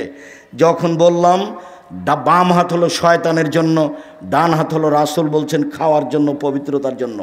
আয়েশা রাদিয়াল্লাহু আনহা বলছেন রাসূলের ডান হাত খানটা পবিত্র কাজের জন্য, খাওয়ার জন্য, আর বাম হাত খানটা লেখালা এই পেশাব পায়খানার জন্য, অমিন কাদারা, আর যে খারাপের ময়লার জন্য। ওরা একবারে গুলগুলা হয়ে বুঝলো আরবি, ওরা তো আরবিতেই জন্ম। এবার বললাম নেন, তখন বাম হাত বাড়িয়ে গেল। কেন বলেন তো? আদাত, অভ্যাস।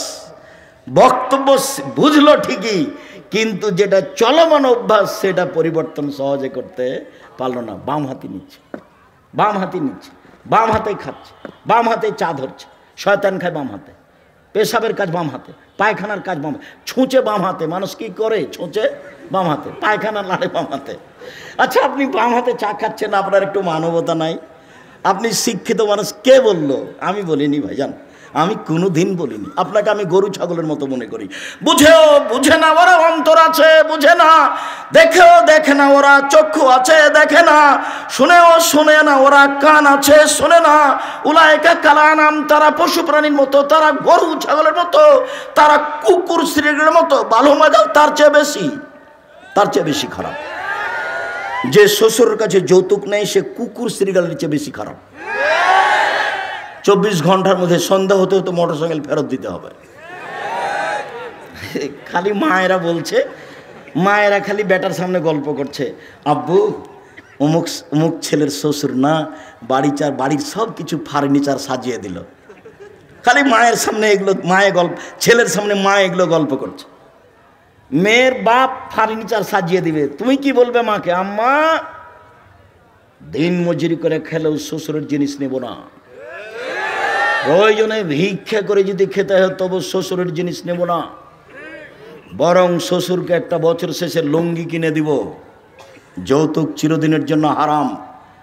ভিক্ষা করা টাকা দিয়ে চাউল কিনে ভাত খেয়ে ইবাদত কবুল হবে, যৌতুকের টাকা দিয়ে চাউল কিনে ভাত খেয়ে ইবাদত কবুল হবে না। এই যে বললাম, এইভাবে দেখি কিয়ামত পর্যন্ত সময় থাকলে কোন মায়ের বেটা এভাবে ধরতে পারে।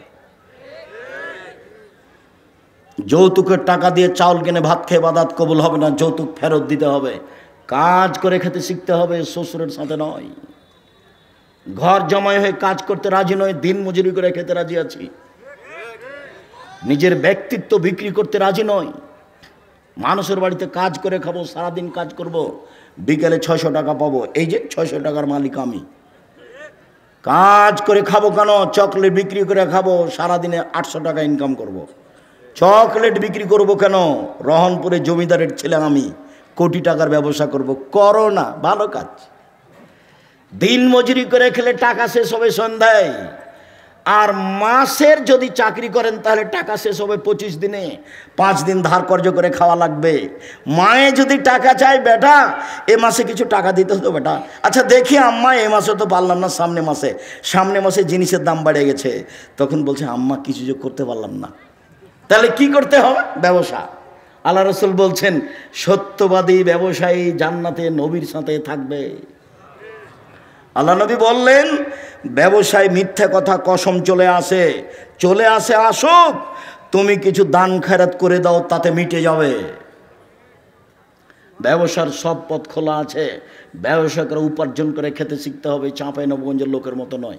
চাঁপাইনবাবগঞ্জের লোক 2 ধরনের, একটা চাকরি আর একটা দিন মজুরি। আমি যখন দেশে যাই, সৌদি আরব, কুয়েত, কাতার, বাহরাইন, মিশর, আপনার আবুধাবি, দুবাই, ওমান, লন্ডন, এইসব দেশে যখন যাই তখন গিয়ে থাকি। বাড়ি কোথায়? ব্রাহ্মণবাড়িয়া। বাড়ি কোথায়? সন্দ্বীপ। বাড়ি কোথায়? কুমিল্লা। কেউ বলে না যে বাড়ি রহনপুর, কেউ বলে না, কেউ বলে না চাঁপাইনবাবগঞ্জ। মাস গিয়ে থাকছি, মাস যেখানেই যাই মানুষ সম্মান করে খুব বেশি। একবার সম্মান দেখে মনে হয় যে আল্লাহ এই দুনিয়াতে সম্মান দিয়ে শেষ করো না, এটা আমার জন্য পরকালে লাগবে। আল্লাহ, আমি এইভাবে চাইনি, আমার পরকালটা টিকিয়ে দাও, ওটা থাক, তারপরে এটা দাও, ওখানের জন্য ঘাটতি না হয়।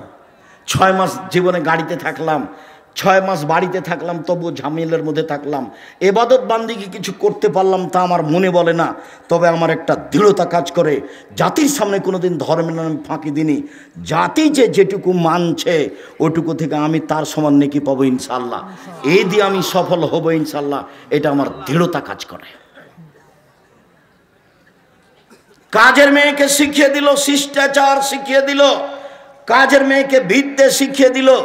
কাজের মেয়েকে যদি শিক্ষা দিতে হয় তাহলে নিজের মেয়েকে শিক্ষা দিতেই হবে। কাজের মেয়েকে যদি শিষ্টাচার শিখাতে হয় তাহলে নিজের মেয়েকে শিষ্টাচার শিখাতেই হবে, বাধ্য, শিখাতেই হবে। উপস্থিত বৈঠকের দিনই মুসলিম বোন, আপনি একটু প্রস্তুতি নেন। এই মেয়ে, কথা বলছো কেন? ঢং ঢং করে এসেছ, আবার কথা বলছো কেন? মুখ বন্ধ রাখো। উপস্থিত দিনই বৈঠকের মুসলিম বোন, আপনাদের সাথে আমাদের আন্তরিকতার অভাব নেই। কেউ যদি গায়ের উপর দিয়ে চলে যায় তবু মুখ খুলবেন না। আপনি অনুরোধ রক্ষা করেন, আপনার কাছাকাছি এসেছি, আপনাকে কিছু বলতে চাচ্ছি, আপনি একটু মুখটা বন্ধ করেন, মুখ খুলবেন না, একবারে টোটালি মুখ বন্ধ করেন। কেউ যদি গায়ের উপর দিয়ে চলে যায় আপনি তার প্রতিশোধ নেবেন না। আচ্ছা গেছি, চুপ থাকেন আপনি। এইদিকে শুনেন, আসলে মাকে বহুদিন বলেছি, অনেক ছেলের জানা আছে, আপনারও জানা আছে। কথাটা পুনরায় বলে এটাকে আপনার কাছে শক্ত করতে চাচ্ছি, শুনুন। জাবের বলছেন রাদিয়াল্লাহু তাআলা আনহু, আমরা একদা রাসূলের সাথে যুদ্ধ করে আসছিলাম, মদিনায় ঢুকবো। তখন আল্লাহ রাসূল বলছেন, এই থামো, তোমরা এখানে থামো, রাতে সকালে বাড়িতে যাব। তো আমি জাবের বললাম, আল্লাহর নবী, আমি নতুন বিবাহ করেছি, আমাকে বাড়ি যেতে অনুমতি দেন। তখন আল্লাহ রসুল আমাকে বলছেন, ও তুমি বিবাহ করেছ? বিকরা নাম সাইয়্যিবা, কুমারী মেয়ে বিবাহ করেছ না তালাক প্রাপ্তা মেয়ে বিবাহ করেছ? আমি বললাম, আল্লাহর নবী, আমি তালাক প্রাপ্তা মেয়ে বিবাহ করেছি। ওর বিবাহ হয়েছিল, তার স্বামী তাকে ছেড়ে দিয়েছে, আমি তাকে বিবাহ করেছি। তখন আল্লাহ রসুল বলছেন, আরে হাল্লা বিক্রান্ত তুলায় বোকা, তুমি কুমারী মেয়ে কেন বিবাহ করলে না? তুমি অবিবাহিতা মেয়ে কেন বিবাহ করলে না? তুমি তার সাথে খেলতে, ও তোমার সাথে খেলতো, তুমি তার সাথে খেলতে, ও তোমার সাথে খেলতো। তখন জাবের বলছেন, আল্লাহর নবী, আমার আব্বা ওহুদের যুদ্ধে শহীদ হয়েছেন 9 জন মেয়ে রেখে। এক খেয়ালে চেয়ে থাকো ছেলেরা তোমরা, ভাইজান আপনি এক খেয়ালে চেয়ে থাকবেন। জাবের বলছেন, আল্লাহর নবী, আমার আব্বা শহীদ হয়েছেন 9 জন মেয়ে রেখে, আমার 9 জন বোন আছে। আক্রাহ আন উজাব আন আতাজাওয়াজা মিসলাহুন্না, আমি আমার বোনদের সমবয়সের মেয়েকে বিবাহ করা পছন্দ করছি না 4টা কারণে। আমি বেশি বয়সের মেয়ে বিবাহ করেছি 4টা কারণে। আমার বোনদের সমবয়সের মেয়েকে বিবাহ করা পছন্দ করিনি 4টা কারণে। এক, লেতুয়াল্লিমাহুন্না, আমার স্ত্রী যেন আমার বোনদেরকে বিদ্যা শিখাতে পারে। বিদ্যা তো একটা স্কুলে আছেই, ওমা তোমার আকাশ তোমার বাতাস।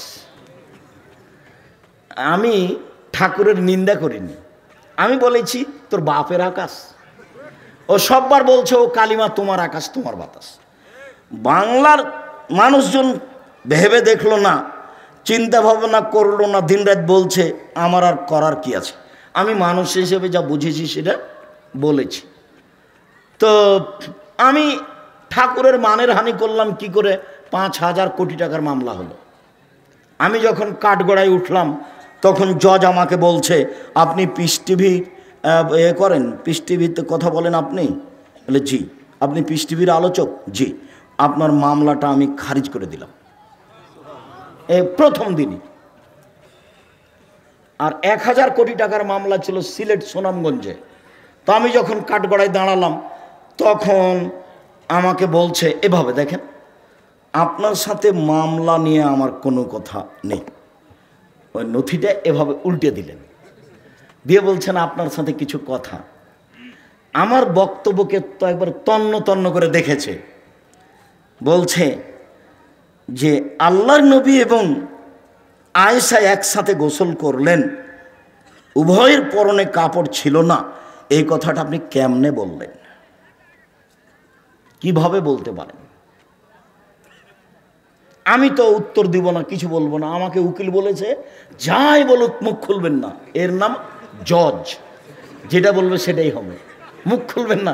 চিরদিন আপনার কথা শুনেছি, আজকে আমার কথা শুনবেন দয়া করে। ঠিক আছে, আপনার কথাই শুনবো, হবে, মুখ খুলবো না।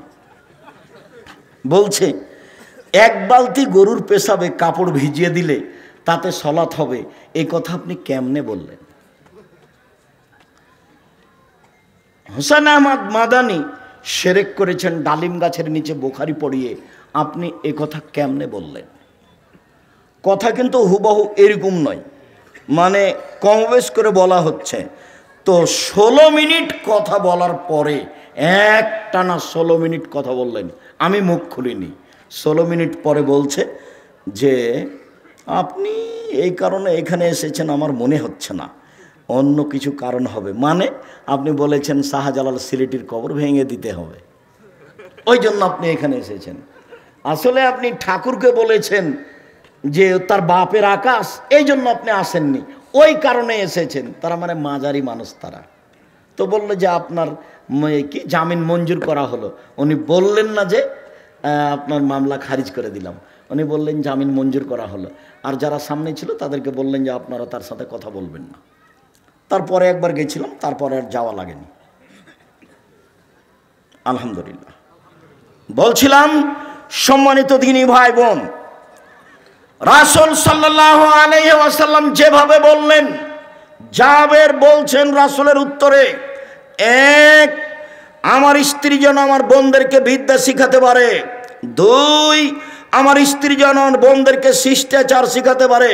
উপস্থিত বৈঠকের দিনী মুসলিম বোন শুনেন, এই মেয়ে শোনো, শিষ্টাচার কি জিনিস? শিষ্টাচার কি জিনিস? বাড়ি যাওয়ার সময় একটা বই নিয়ে যাবো, আদর্শ পরিবার। আদর্শ পরিবারের শুরু থেকে নিয়ে শেষ পর্যন্ত সবই শিষ্টাচার। সবই শিষ্টাচার। ছেলেরা হাতে মেহেদি লাগাতে পাবে না, ছেলেরা মেহেদি লাগাবে মাথার চুলে ও দাড়িতে, যেটা সাদা হয়ে গেছে।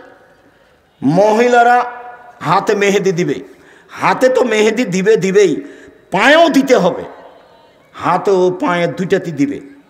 তো আমাদের চাঁপাইনবাবগঞ্জে তার কথা ছড়িয়ে আছে, আল্লাহর নবী দাড়িতে মেহেদি দিয়েছিলেন, সেই জন্য পায়ে দেওয়া যাবে না। কথা যে মিথ্যে, ঠিক আছে, আল্লাহ নবী দাড়িতে মেহেদি দিয়েছিলেন, কথা তো ঠিক। তো আল্লাহ নবী দাড়িতে তো আতরও দিয়েছিলেন। তো আল্লাহ নবী বললেন, হায়জলা ঋতুওয়ালা মহিলারা যখন ঋতু থেকে পবিত্র গোসল করবে তখন লজ্জা স্থানে আতর ব্যবহার করবে। তো আল্লাহ নবী দাড়িতে যে আতর লাগিয়েছেন, এবার সবাই মনে হয় কথা ধরতে পারেননি, আবার বলবো নাকি? বলবো। আল্লাহর নবী দাড়িতে মেহেদি লাগিয়েছেন, ভালো কথা, আমরা বুঝলাম যে সেই জন্য মেহেদি মহিলারা পায়ে লাগাবে না। দাড়ির একটা না, মেহেদির একটা সম্মান হয়ে গেছে। তো আল্লাহ নবী বলছেন যে যাদের হায়েজ হয়েছে মহিলারা, ওরা যখন হায়েজ থেকে গোসল করে পবিত্র হবে তখন আল্লাহ নবী বললেন যে ওরা যেন লজ্জা স্থানে আতর ব্যবহার করে। তো আতর যে আল্লাহ নবী দাড়িতে লাগিয়েছেন,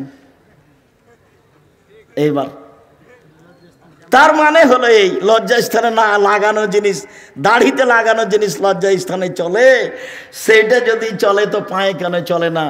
কথা এরকম নয়, কথা হলো এরকম যে দাড়ি পেকে গেলে মেহেদি লাগাতে হবে। মেহেদি একটা জিনিস, এর মান বাড়লো কমলো এটার বিবেচনা করা যাবে না।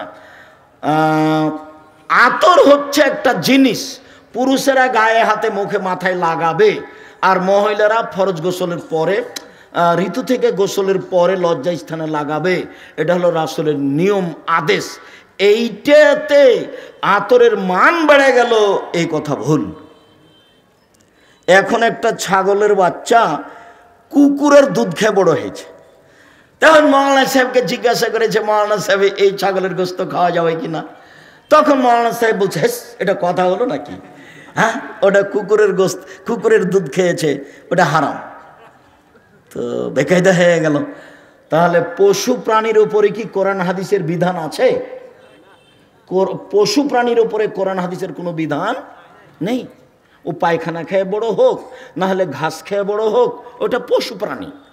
ওর জন্য প্রজনন পদ্ধতি, গবাদি পশুর উন্নয়ন ষাঁড় দিয়ে করতে হবে, এটা ভালো। ষাঁড় দিয়ে যদি না করেন, তার উন্নয়নের জন্য যত পথ আছে সবই করেন, কেননা তার উপরে কোনো কোরআন হাদিস প্রযোজ্য হবে না। এটা ভুল হিসাব। সম্মানিত দিনী ভাই বোন, বলছিলাম রাসূল সাল্লাল্লাহু আলাইহি ওয়াসাল্লাম মুখের উপরে জাবের বললেন, এক, আমার স্ত্রী যেন বিদ্যা শিখাতে পারে, দুই, আমার স্ত্রী যেন আমার বোনদেরকে শিষ্টাচার শিখাতে পারে, তিন, আমার স্ত্রী যেন আমার বোনদের মাথার চুল চিরুনি করে সাজগোজ করে যত্ন করে রাখতে পারে। মায়ের যত্ন কে নিবে? বাচ্চার যত্ন কে নিবে? মা। কাজের মেয়েকে দিয়ে বাচ্চার যত্ন নেওয়া ঠিক নয়। জায়েজ, আমি না জায়েজ বলিনি, তবে সব সময় বাচ্চার যত্ন কে নিবে? মা। তার মাথাটা চিরুনি করে দিবে মা, তার কাপড়টা পরিষ্কার করে দিবে মা, তাকে গোছগাছ করে রাখবে মা, তাকে ঝকঝকে করে রাখবে মা, তার গায়ের পাঞ্জাবিটা পরিষ্কার করে দিবে মা, তাকে ডান হাত আগে ঢুকাইতে বলবে জামাতে তার মা। সব শিষ্টাচার তার মা পালন করবে এবং বাচ্চাকে যত্ন করে রাখবে। যখন বাচ্চাকে দুধ খাওয়াবে তখন মায়ে বিসমিল্লাহ বলবে। মা যদি বিসমিল্লাহ ছাড়া বাচ্চাকে দুধ খাওয়ায়, তাহলে যতবার খাওয়াবে ততবার শয়তানে দুধ খাবে, খাবেই খাবে। আল্লাহর নবী বলেছেন দুধ খাবে শয়তান, অতএব খাবেই খাবে। মা যতবার বাচ্চাকে দুধ খাওয়াবে ততবার মা কি বলবে? বিসমিল্লাহ বলবে। মা যখন রাতে দরজাটা বন্ধ করবে তখন বিসমিল্লাহ বলবে। মা যখন বাল্বটা অফ করে দিবে তখন বিসমিল্লাহ বলবে। যখন মা জ্বালানটা বন্ধ করবে তখন বিসমিল্লাহ বলবে। মা যখন তরকারির পাতিলে ঢাকবে তখন বিসমিল্লাহ বলবে। মা যখন আটার পাতিলটা ঢাকবে তখন বিসমিল্লাহ বলবে। আল্লাহ নবী বলেন সব কিছু ঢেকে রাখো, খোলা রাখো না। রাতে কতগুলি বালা মুসিবত চলে, খোলা জিনিস যে খাবে তার রোগ ব্যাধি হয়ে যাবে। হাটে বাজারে এভাবে খোলা জিলাপি খাবেন না। একবারে ইয়ে সপ্তাহ সপ্তাহ খোলা পড়ে আছে আর আপনি কিনে নিয়ে চলে যাচ্ছেন। আল্লাহ নবী না করেছে। সূর্য ডুবার পরে বাচ্চাকে বাহিরে নিয়ে যাওয়া যাবে না, নইলে বাচ্চাকে জিনে ধরবে, শয়তান ধরবে। ছাদের উপরে নিয়ে যাবেন না, আগুনে নিয়ে যাবেন না। রাত যখন এসা কাছাকাছি হয়ে গেছে তখন নিয়ে যান। সব বুখারী মুসলিম এক টানা হাদিস এগুলো। আপনি ইউটিউবে দেখেন আব্দুর রাজ্জাক বিন ইউসুফ খাওয়া পান করার নিয়ম, খাওয়া পান করার নিয়ম আব্দুর রাজ্জাক বিন ইউসুফ বিস্তারিত দেওয়া আছে, আপনি দেখুন। সম্মানিত দিনী ভাই বোন, 4 অতাকুম আলাইহিন্না, আমার স্ত্রী যেন আমার বাচ্চাদেরকে পাহারা দিতে পারে। উপস্থিত বৈঠকের মুসলিম বোন, এই মেয়ে এই কথা বলছো কেন, কথা বলছো কেন? 4টা সিরিয়াল করো তো দেখি। তুমি মা, তুমি আদর্শ মা, তুমি বুদ্ধিমতী মা, তুমি মা, আপনি মা, আপনি বুদ্ধিমতী মা, আপনি হস্তিনী নন, আপনি ভালো মা। 1 বাচ্চাকে বিদ্যা শিখাতে হবে, 2 বাচ্চাকে শিষ্টাচার শিখাতে হবে, 3 বাচ্চাকে যত্ন করে রাখতে হবে, 4 বাচ্চাকে পাহারা দিতে হবে। এবার বলেন আপনি যে মেয়েটা মাথায় কাপড় না দিয়ে দেয়নি তার মা কি পাহারাদার? তার মা পাহারাদার নয়। আপনার নিজের জিম্মেদারি আর একজনের উপরে চাপিয়ে দিয়ে সফল হওয়া যাবে না। এইবার আপনার সাথে আর একটু থাকে উপস্থিত বৈঠকের মুসলিম বোন, এই ছেলে তোমার আমি কাছে আসছি, তুমি নিরাশা হবে না। কি বলেন তো আব্দুর রাজ্জাক সাহেব, আমার কাছে কি? আল্লাহ নবী বলছেন মালালা জারিয়াতাইনে, কেউ যদি 2টা মেয়ের লালন পালন করে, 2টা, হাত্তা তাবলগা, বড় হওয়া পর্যন্ত, বিবাহ হওয়া পর্যন্ত, ফাহুয়া ফিল জান্নাতে হাকা যা, তাহলে সেই বাপ আর আমি জান্নাতে এভাবে থাকবো। 2টাকে জমা করে দিলেন, আঙ্গুল 2টা জমা করে দিলেন, 2টা মেয়ে। এবার বলছেন আনাওয়া কাফিরুল ইয়াতীম, কেউ যদি এতিমের লালন পালন করে সে আর আমি জান্নাতে এইভাবে থাকবো। ওয়াসারা বিসাবাব অলস্তা, তর্জনীবে মধ্যমা ইশারা করলেন, ফাররাকা বাইনাহু শায়ান, একটু ফাঁকা রাখলেন। বুঝতে না পারলে আমি আবার বলছি, এতিম লালন পালন করলেও নবীর সাথে থাকা যাবে, তবে মধ্যে কি আছে? একটু ফাঁকা আছে। আর কেউ যদি 2টা বেটির লালন পালন করে, বিবাহ শাদী দিয়ে দেয়, তাহলে এই বাপ রাসূলের সাথে কিভাবে থাকবে? একসাথে। হাদিস সহিহ। আর একটা বলি, আল্লাহ নবী বলছেন মানা আলা সালাসা বানাতিন, কেউ যদি 3টা মেয়ের লালন পালন করে, ওয়া আদাবাহুন্না, শিষ্টাচার শিখিয়ে দেয়, ওয়া আল্লামাহুন্না, বিদ্যা শিখিয়ে দেয়, ওয়া জাওয়াজাহুন্না, বিবাহ শাদী দিয়ে দেয়, আহসানা ইলাইহিন্না, তার সাথে সদাচরণ করে, একবারও বলে না এই তোর মুখ ভেঙে দেবো, এই তোর দাঁত খুলে দেবো, এই তোর স্বভাব খারাপ, এই তোকে এই করবো সেই করবো, একবারও বাপ মেয়েকে এভাবে বলে না। সব সময় আদর করে। চাঁপাই নবমুজের ভাষাতে বলে আম্মু কি নিবা আম্মু, ওরে মাকে একদিন আম্মু বলেনি, একবারে বলে শেষ করছে। আচ্ছা ঠিক আছে বলেন, সমস্যা নেই, তবে মাকে ভুলে যাবেন না। আমার একটা পরামর্শ মনে রাখবেন, সালাম ফেরার পূর্বে কি বলবেন? রব্বির হামহুমা কামা রব্বায়ানি সাগীরা। আর একটা কথা মধ্যে বলে নি, যেটা ভারী আর এটা সহজ, সেটা হলো এই, একজন সাহাবী এসে বলছেন আল্লাহর নবী, আমার পিতা মারা গেছেন, ও তারাকা মালান, টাকা পয়সা ছেড়ে গেছেন, অলাম ইউসিনি, আমাকে কোনো উপদেশ দিয়ে যাননি,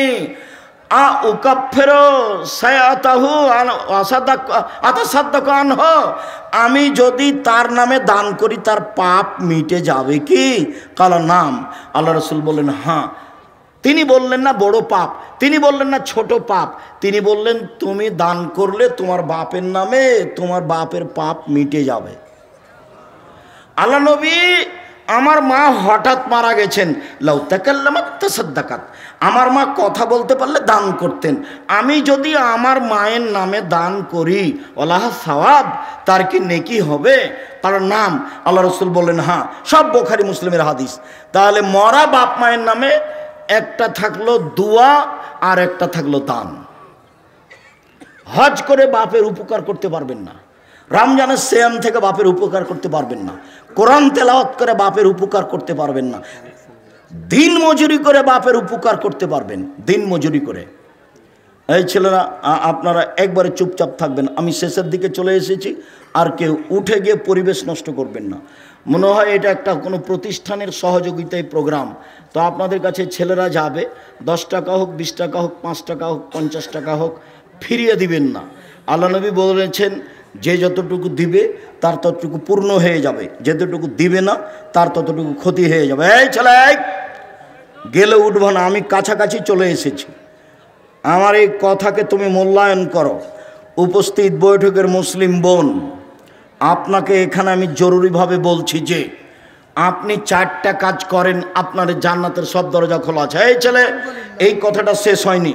3টে মেয়ে যদি লালন পালন করো, এই ছেলে তোমার 2টা মেয়ে হয়েছে, সেই জন্য তোমার চাচি বলছে কি করবি কি করবি, 2টে মেয়ে হয়েছে কি করবি, ডিপিএস খুল। তার একটা মেয়ে হয়েছে, তো দাদিতে বলছে বউ তালাক দিয়ে দে, এই বউ ভালো নয়। আচ্ছা, দাদি এই কথা বললো, তো বউ কি করলো? দাদি তো বুঝলো না বউ কি করেছে। দোষ হলে তো তোমার দোষ। এখন আল্লাহর নবী কি বলছেন তোমার ব্যাপারে শোনো। তোমার মা তো বললো এই, দাদি বললো এই, আল্লাহ নবী বলছেন কেউ যদি 3টে মেয়ের লালন পালন করে তাহলে বিচারের মাঠে মেয়ে 3টে হবে অন্তরাল। এইদিকে দেখো, ওইদিকে আছে জাহান্নাম, ওইদিকে আছে জাহান্নাম, আর এদিকে থাকবে তার বাপ, আর মধ্যে থাকবে 3টে মেয়ে। যতক্ষণ পর্যন্ত বাপের জান্নাত ঘোষণা না হবে ততক্ষণ পর্যন্ত এই 3টে মেয়ে এখান থেকে সরবে না। বলছে কুন্নাল্লাহু সিতরান মিনান নারে, মেয়ে 3টি বাপের জন্য জাহান্নাম থেকে অন্তরাল হয়ে যাবে। যতক্ষণ পর্যন্ত বাপের জান্নাত ঘোষণা না হবে ততক্ষণ পর্যন্ত মেয়েরা এখান থেকে সরবে না। 10টা ছেলেকে যদি মাস্টার ডিগ্রি পাস করান 1 পয়সা লাভ নেই। তা আব্দুর রাজ্জাক সাহেব ছেলেকে পড়াবো কেন? জন্ম দিয়েছেন এই জন্য। শুধু পড়াবেন, জন্মের 7ম দিনে আকিকে দিতে হবে প্রয়োজনে ভিক্ষা করে। বলছেন কেন? এই জন্য যে আকিকা হলো বাপের জিম্মেদারি। আকিকার সাথে কুরবানির কোনো সম্পর্ক নেই। কুরবানি হলো দামি পশু। কুরবানি মানে সিং আছে কিনা দেখো, কুরবানি মানে দেঁতেছে কিনা দেখো, কুরবানি মানে কান ঠিক আছে কিনা দেখো, কুরবানি মানে খুর ঠিক আছে কিনা দেখো, কুরবানি মানে সিং ঠিক আছে কিনা দেখো, কুরবানি মানে মোটা তাজা কিনা দেখো। নেকির কাজ, আকিকা নেকির কাজ নয়, বাপের জিম্মেদারি। 7ম দিনের দিন করতে হবে, কানা হোক, ল্যাংড়া হোক, টেরা হোক, 500 টাকা দামের হোক, 2 বছরের হোক, 2 মাসের হোক, দিতেই হবে। প্রয়োজনে ভিক্ষা করে আকিকা দিতে হবে। 7ম দিনের দিন নাম রাখতে হবে, ছাগল জবে করতে হবে, মাথা নেড়ে করতে হবে, চুল সমপরিমাণ রূপা দান করতে হবে। 1 নাম রাখতে হবে। 2 ছেলের জন্য 2টা, মেয়ের জন্য 1টা, ছাগল ছাগি ভেড়া ভেড়ি দম্বা দম্বি জবে করতে হবে। 3 মাথা নেড়ে করতে হবে। ডাক্তার বলেছে দেরি করেন, দেরি নয়। নবী বলেছেন 7 দিনের দিন মাথা নেড়ে করতে হবে।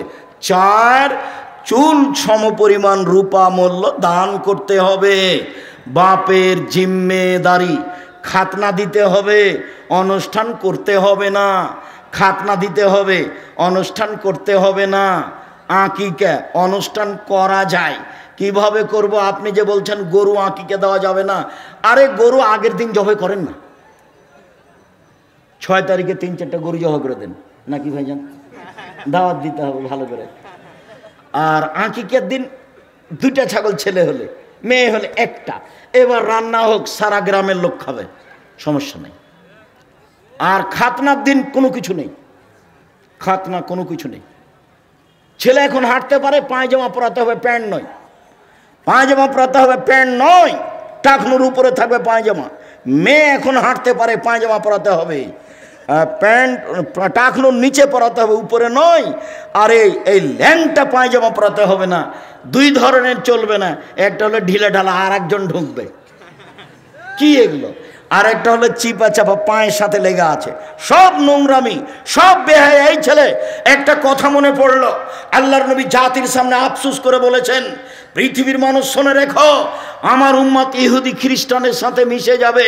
চাল চলনে, কথাবার্তাতে, কৃষ্টি কালচারে, পোশাক পাতিতে, লেনদেনে আমার উম্মত ইহুদি খ্রিস্টানদের সাথে মিশে যাবে। এইভাবে ডান হাতের বিঘত যেমন বাম হাতের সমান সমান সমান মিশে যাবে, ডান পায়ের জুতা যেমন বাম পায়ের সমান সমান সমান মিশে যাবে, কৃষ্টি কালচারে সমান সমান মিশে যাবে, নিয়ম নীতিতে সমান সমান মিশে যাবে, আদব কায়দাতে সমান সমান মিশে যাবে, বেহায়াইতে। এরপরে নিচে নামতে লাগলেন, ভাষার নিচে নামতে নামতে নামতে বলছেন, ইহুদি খ্রিস্টান যদি মায়ের সাথে জেনা করে থাকে আমার উম্মতও করবে। কথা কি আমি বুঝাতে পেরেছি? এই ছেলে, তোমার মাথার চুলটা এরকম কেন, নিচের দিক চাঁচা আছে কেন? আমি লন্ডনে জুমার দিন জুমার খুতবা থেকে নিচে নামছি, তখন একটা লোক বলছে আমার ছেলের জন্য একটু দোয়া করবেন। তো ছেলেটা আমার পাশে নিয়ে এসেছে।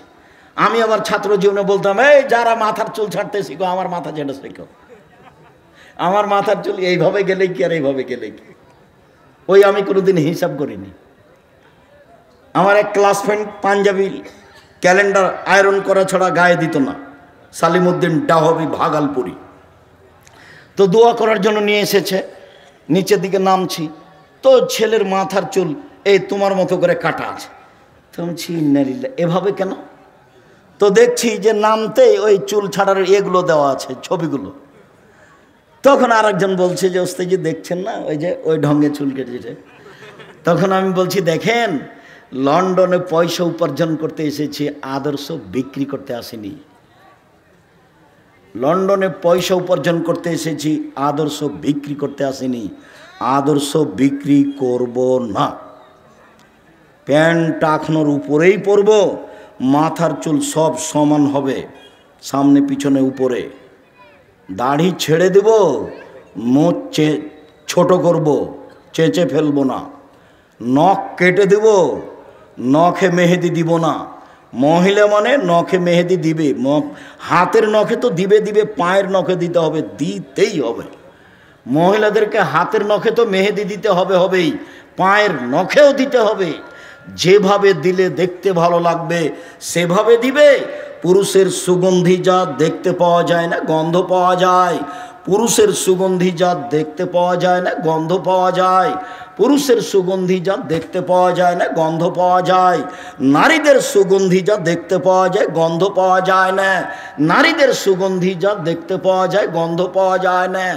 নারীদের সুগন্ধি যা দেখতে পাওয়া যায়, গন্ধ পাওয়া যায় না। বিউটি পার্লারে যা কিছু আছে সবই ব্যবহার করতে পারে, তবে বাড়িতে বিউটি পার্লারে নয়। এইভাবে ভরু কাটা হারাম, এইভাবে ভরু তুলে ফেলা হারাম, এইভাবে দাঁত ছিলে রাখা হারাম, এইভাবে উঁচু স্যান্ডেল পরে নিজেকে লম্বা মেয়ে দেখানো হারাম, এইভাবে ব্রেসিয়ার পরে কম বয়সের মেয়ে প্রমাণ করা হারাম, প্রতারণা হারাম। বলছিলাম সম্মানিত দিনী ভাই বোন, আমরা কাছাকাছি শেষের দিকেই চলে আসলাম। আমি আপনাদেরকে অত্র প্রতিষ্ঠানে দান করার আন্তরিকভাবে অনুরোধ জানিয়ে, আপনি আপনার পরিবারকে সুন্দর করে গড়ে তোলার অনুরোধ জানিয়ে শেষ হাদিস। এই ছেলে, কারো বন্ধু যদি আতরওয়ালা হয় তাহলে আতর এমনিতেই দিবে, নইলে কিনে নিবে, নইলে গন্ধ পাওয়া যাবে। বুখারী মুসলিমের হাদিস। কারো বন্ধু যদি কামার হয়, পাশে বসে থাকলে আগুন ছিটে কাপড় জ্বলে যাবে। আর যদি কাপড় জ্বলে না যায়, কামারের পাশে হাপড়ের পাশে বসে থাকে, তাহলে ধোঁয়া আসবে। কামারের পাশে বসে থেকে নাকে মুখে ধোঁয়া আসবে না, এই কথা যেমন মিথ্যে, আপনার ছেলে মেয়ের বন্ধু বান্ধবী খারাপ, আপনার ছেলে মেয়ে খারাপ হবে না, এই কথা তেমনি মিথ্যে। শুনুন, কামারের পাশে বসে থেকে ধোঁয়া লাগবে না, এই কথা যেমন মিথ্যে, বান্ধবী খারাপ হলে মেয়ে খারাপ হবে না, এই কথা তেমনি মিথ্যে। মোবাইল সবচেয়ে নিকটের বান্ধবী এবং সবচেয়ে খারাপ। সবাই সহযোগিতা করবেন। আর বই পুস্তক আমি যা বক্তব্য দিলাম সব উপদেশ বই আছে। ও মিন্নাতুল বারি আছে আব্দুল্লাহর ব্যতিক্রম বইগুলি কি কি আছে দেখেন। আর আপনার ওই আল ইতিসাম পত্রিকা, এটা হলো চাঁপাইনবাবগঞ্জের লোকের পয়সা দিয়ে বের হচ্ছে ইতেশাম পত্রিকা, চাঁপাইনবাবগঞ্জের লোকের নিজস্ব পত্রিকা, 30 টাকা বেশি নয়। সবাই স্টেজ থেকে বইগুলি নিয়ে যাবেন, পত্রিকা নিয়ে যাবেন। নামাজের উপরে আমার বই লেখা আছে, দুয়ার উপরে আমার বই লেখা আছে ব্যতিক্রম। এই বইগুলি সংগ্রহ করুন। সকল দিনী ভাই বোনকে স্টেজ থেকে বইগুলি সংগ্রহ করার অনুরোধ জানিয়ে, বিশেষভাবে আমার দিনী বোন যারা, তারা একটু দেখতে পারেন যে আব্দুল্লাহ আম্মার বইগুলি আছে নাকি। কেন হব অবরোধবাসিনী, বেগম রোকিয়ার বিরুদ্ধে লেখা আছে। কেন হব অবরোধবাসিনী, কেন হব অবরোধবাসিনী। আপনি এই বইগুলি সংগ্রহ করুন। দিনী বোন যারা, তারা দেখেন আদর্শ নারী আদর্শ পরিবার, এই বইগুলি স্টেজে আছে। বই না কোথায় আছে? ও, বইগুলি হাতের ডানে আছে, আমার ডান দিকে আছে। কেউ খালি যাবেন না। মুখে যা বলেছি কলমেও তাই করেছি, মিডিয়ায় তাই রেখেছি। অতএব সবাই বইগুলি স্টেজ থেকে নিয়ে যাবেন। স্টেজ থেকে নিয়ে যাওয়ার অনুরোধ জানিয়ে আপাতত আজকের মতো কথা আমি এখানেই শেষ করলাম। গ্লাফের নকশা, ফ্লোরে নকশাপূর্ণ মৌমাছির মতো দেখা যায়। এগুলো খুলে দিতে হবে, এক কালার টাইলস লাগাতে হবে। কেবলার দিকে ওই কাবা ঘরের টাইলস লাগানো যাবে না, সব সাদা এক কালার থাকবে।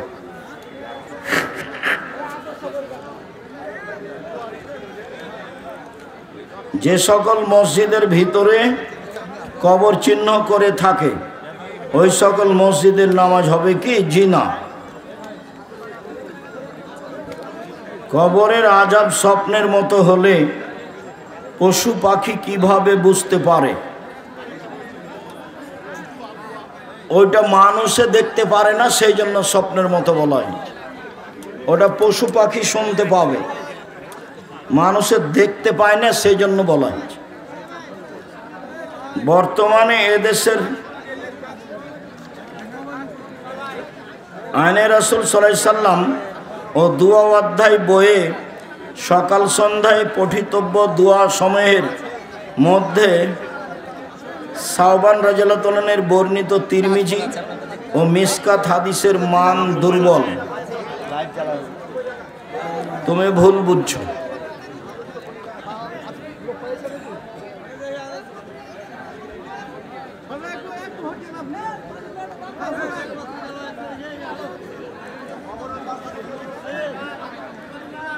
এখন ছবি উঠানো হবে না। আমার প্রশ্ন হলো, যদি কোনো মুসলমান নবীজিকে গালি দেয়, যদি গালি দেয় তাহলে সে মুরতাদ, তওবা করে ফিরে আসতে হবে। আসসালামু আলাইকুম ওয়া রাহমাতুল্লাহি ওয়া বারাকাতুহু। আসসালামু আলাইকুম ওয়া রাহমাতুল্লাহ।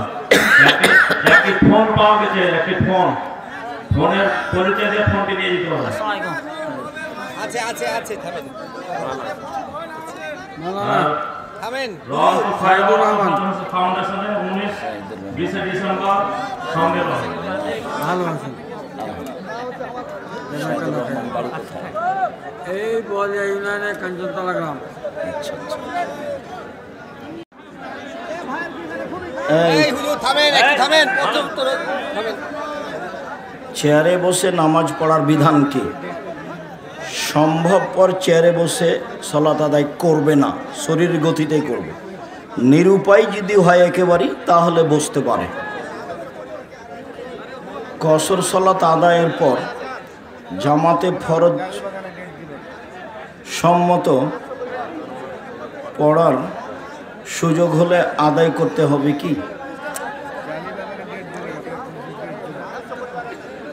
শায়েখ আসসালামু আলাইকুম, ফরজ সালাতে রুকু ও সিজদায় নিজ ভাষায় দোয়া করা যাবে না। শায়েখ আসসালামু আলাইকুম, স্বামী স্ত্রীর তালাক হওয়ার পর আবার ওই স্বামীর সাথেই পালিয়ে বিয়ে করলে ওই বিয়ের হুকুম কি? যদি 90 দিনের মধ্যে পালিয়ে যায় তাহলে আর বিবাহ করা লাগবে না, ঠিক আছে। আর যদি 90 দিন পরে পালিয়ে যায় তাহলে এখন জেনা হচ্ছে, ওর বাপ মা, ওর ভাই বা ওর চাচাকে বিবাহ পড়াতে হবে। 90 দিনের মধ্যে যদি মেয়েটা পালিয়ে যায় তাহলে ঠিক আছে, কোনো সমস্যা নেই। একই দিনে ঈদ করা যাবে না। সারা পৃথিবীতে বিভিন্ন সময়ে সূর্য ডুবে, বিভিন্ন সময়ে চন্দ্র উঠে হবে, বিভিন্ন দিনে ঈদ হবে, এটাই চূড়ান্ত। একদিনে ঈদ হয় এটা বোকামি, হটকারিতা, মূর্খতা। স্ত্রীর হাইজ ঠিক হওয়ার পর গোসল করার পূর্বে স্বামীর সাথে সহবাস করতে পারলেও গোসল করাই উত্তম।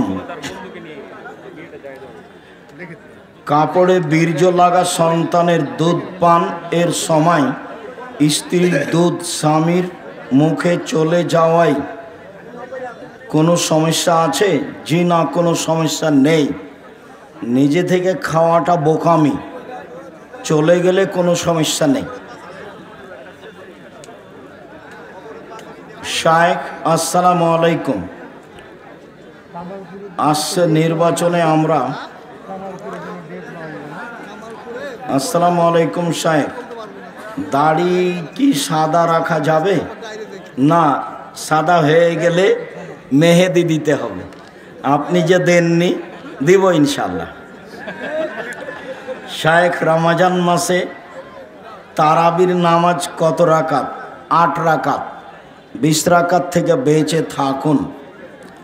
5 ওয়াক্ত সলাতের ভিতরে ও বাইরে কোন কোন আমলগুলো ভুল বা বেদাত? লম্বা কথা। ফরজ সলাতের পর ইমাম আর মুক্তাদি একসাথে মোনাজাত করতে পারবে? জি না, বিদাত। হাত তুলে দোয়া করার অনেক হাদিস আছে, সব ভিন্ন ভিন্ন, একাই। সবাই মিলে পানি চাওয়ার জন্য, সবাই মিলে ইস্তিসকা মাঠে গেলে এভাবে, আর জুমার খুতবায় যদি হয় তাহলে এভাবে। সিম্পলে বসা কি জায়েজ আছে? মানে সিম্পলে বসে জুতার উপরে বসলে কোনো সমস্যা আছে? জায়েজ আছে কিনা? জুতার উপরে বসলে কোনো সমস্যা নেই। কন্যা পক্ষের খালা ও খালু ছিল এবং বর পক্ষের বন্ধু ছিল, বিবাহ কি শুদ্ধ হয়েছে? জি না। খালা খালু দুনিয়ার যেই থাক না কেন বিবাহ হবে না। ফুফু খালা কেউ বিবাহ দিতে পারবে না, খালুরা কেউ বিবাহ দিতে পারবে না। ওর বাপকেই লাগবে আধা ভোদা হলেও, আধা পাগলা হলেও ওর বাপকে লাগবে। বাপের দাম আছে। বাপ না থাকলে ওর চাচা, না থাকলে ওর দাদা, ওর বংশে থাকতে হবে। এটা এখন কি করতে হবে? আবার বিবাহ পড়াতে হবে। যেগুলো এভাবে বিবাহ হয়েছে সেগুলো আবার পড়াতে হবে। 2 জন সাক্ষী আর বর আর মেয়ের বাপ, বাস। কোর্টের বিবাহ আবার পড়াতে হবে। কি এটা? টিকিট কাউন্টারে ভিড় থাকার কারণে ট্রেনের টিকিট কাটতে পারিনি। টিটিকেও টিকিট চেক করেনি, টিটিও টিকিট চেক করেনি, চলে এসেছি। এখন টাকা না দিয়ে ভ্রমণ করা হয়েছে, তাতে গুনাহ হবে কি? জি, গুনাহ হবে। ফাঁকি দেওয়া যাবে না। এই টাকাটা সরকারি খাদে, দেশে আল্লাহ শান্তি দেখ মর্মে দান করে দাও। আসসালামু আলাইকুম। আমাদের সমাজে মানুষ পায়ে পা মিলিয়ে নামাজ আদায় করতে চায় না, ওটা নবীর আদেশ। আমাদের বলার না বলাতে কিছু আসে যায় না। পায়ের সাথে পা মিলিয়ে সলাত আদায় করতে হবে, নবীর আদেশ। উপদেশ বইটা নিয়ে যান, একটা আলোচনা আছে সারিবদ্ধ হয়ে দাঁড়ানো সলাতে, সব হাদিস বিস্তারিত দেওয়া আছে, একটা বাক্য নিজের দেওয়া নেই।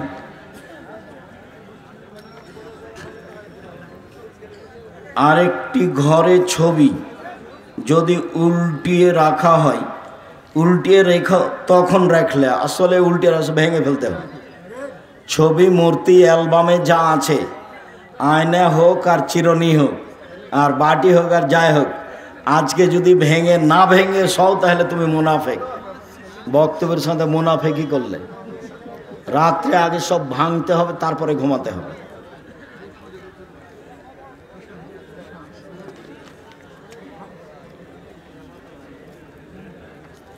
চলো মাসুম, চলো তাড়াতাড়ি করো। স্বামী যদি কথায় কথায় তালাকের কথা বলে, তাহলে তালাক হবে কি? তালাক উচ্চারণ করলেই তালাক হবে। এমনি যদি বলে তুই চলে যা, তোকে রাখবো না, তোকে রাখবো না, তুই বুঝতে পারিস না, তুই কিলে বুঝতে পারিস না, এগুলো একটা তো তালাক হবে না। মুখে তালাক উচ্চারণ করলে তালাক হবে। স্বামী যদি স্ত্রীকে বলে এখন কাজ করব, এখন কাজ করব, বাপ বলতে দিশা পাবি না, তাহলে কি তালাক হয়ে যাবে? জি না, তালাক হবে না। তালাক হয়ে গেলে করণীয় কি?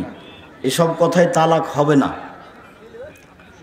বড় স্ত্রীর অনুমতি ছাড়া বিয়ে করা জায়েজ, তবে বড় স্ত্রী ছোট স্ত্রীকে কোনোভাবে মেনে নিতে পারে না। এটা বাংলাদেশের মাটি। বিবাহ একাধিক আল্লাহর আদেশ, তারপরেও না করাই ভালো। করলে সংসারে ঝামেলা আসবে, কষ্ট হবে, তখন বারবার কষ্ট পাবা যে কেন যে করলাম, কি যে ভুলটা করলাম। এই জন্য না করাই ভালো। ফজর সালাতের পর তবে করলে বড় স্ত্রীর অনুমতি লাগবে, এই কথা মিথ্যা। ফজরের সালাতের পর হাসরের শেষ 3 আয়াত পড়া যাবে না, পড়া বিদআত। হাসরের শেষ 3 আয়াত পড়বেন কেন? নাস ফালাক নাই দুনিয়াতে? নাস ফালাক এখলাস আছে।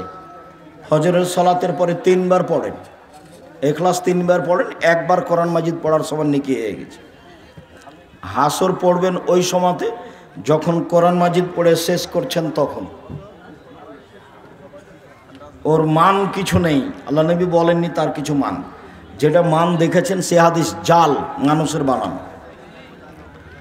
আমি শেখ আহমদুল্লাহ, আমি নাম উল্লেখ করা কথা পছন্দ করি না। আসসালামু আলাইকুম ওয়া রাহমাতুল্লাহ। শেখ, আমার একটা পারিবারিক সমস্যা হয়েছে, কোরআন হাদিসের আলোকে সমাধান চাই। আমার স্ত্রীর সাথে মতের অমিল হওয়ার কারণে পারিবারিক ভুল বুঝাবুঝি সৃষ্টি হয়। এক পর্যায়ে মেয়ের পক্ষে কোর্ট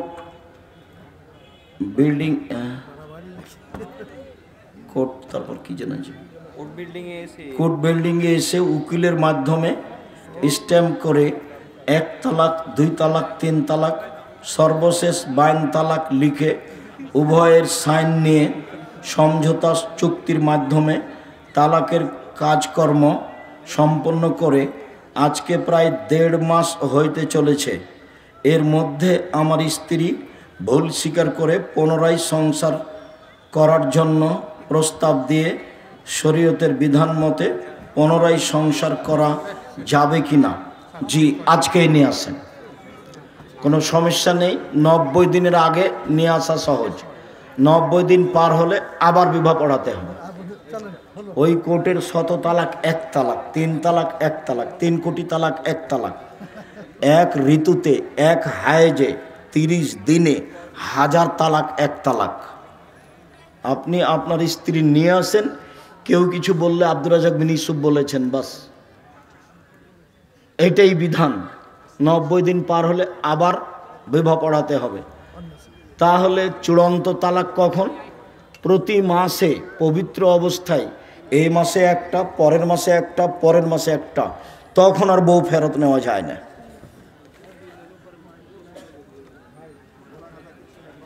সূরা আয়াত নাম্বার 51, কোনো মানুষের এমন মর্যাদা নেই যে আল্লাহ তার সাথে সরাসরি কথা বলবেন, ওহির মাধ্যমে পর্দার আড়াল অথবা কোনো দূত পাঠানো ছাড়া।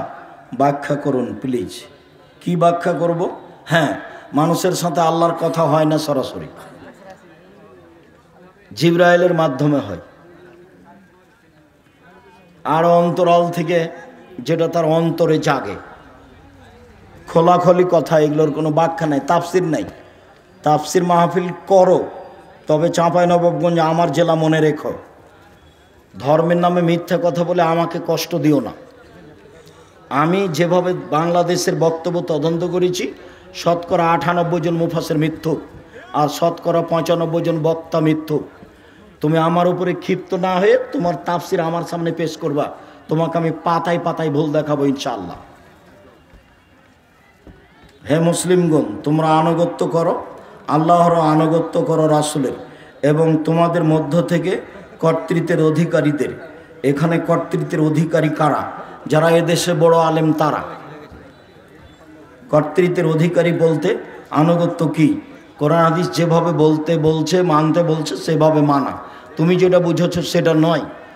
সেটা যদি হতো তাহলে সিলেকশানে হতো।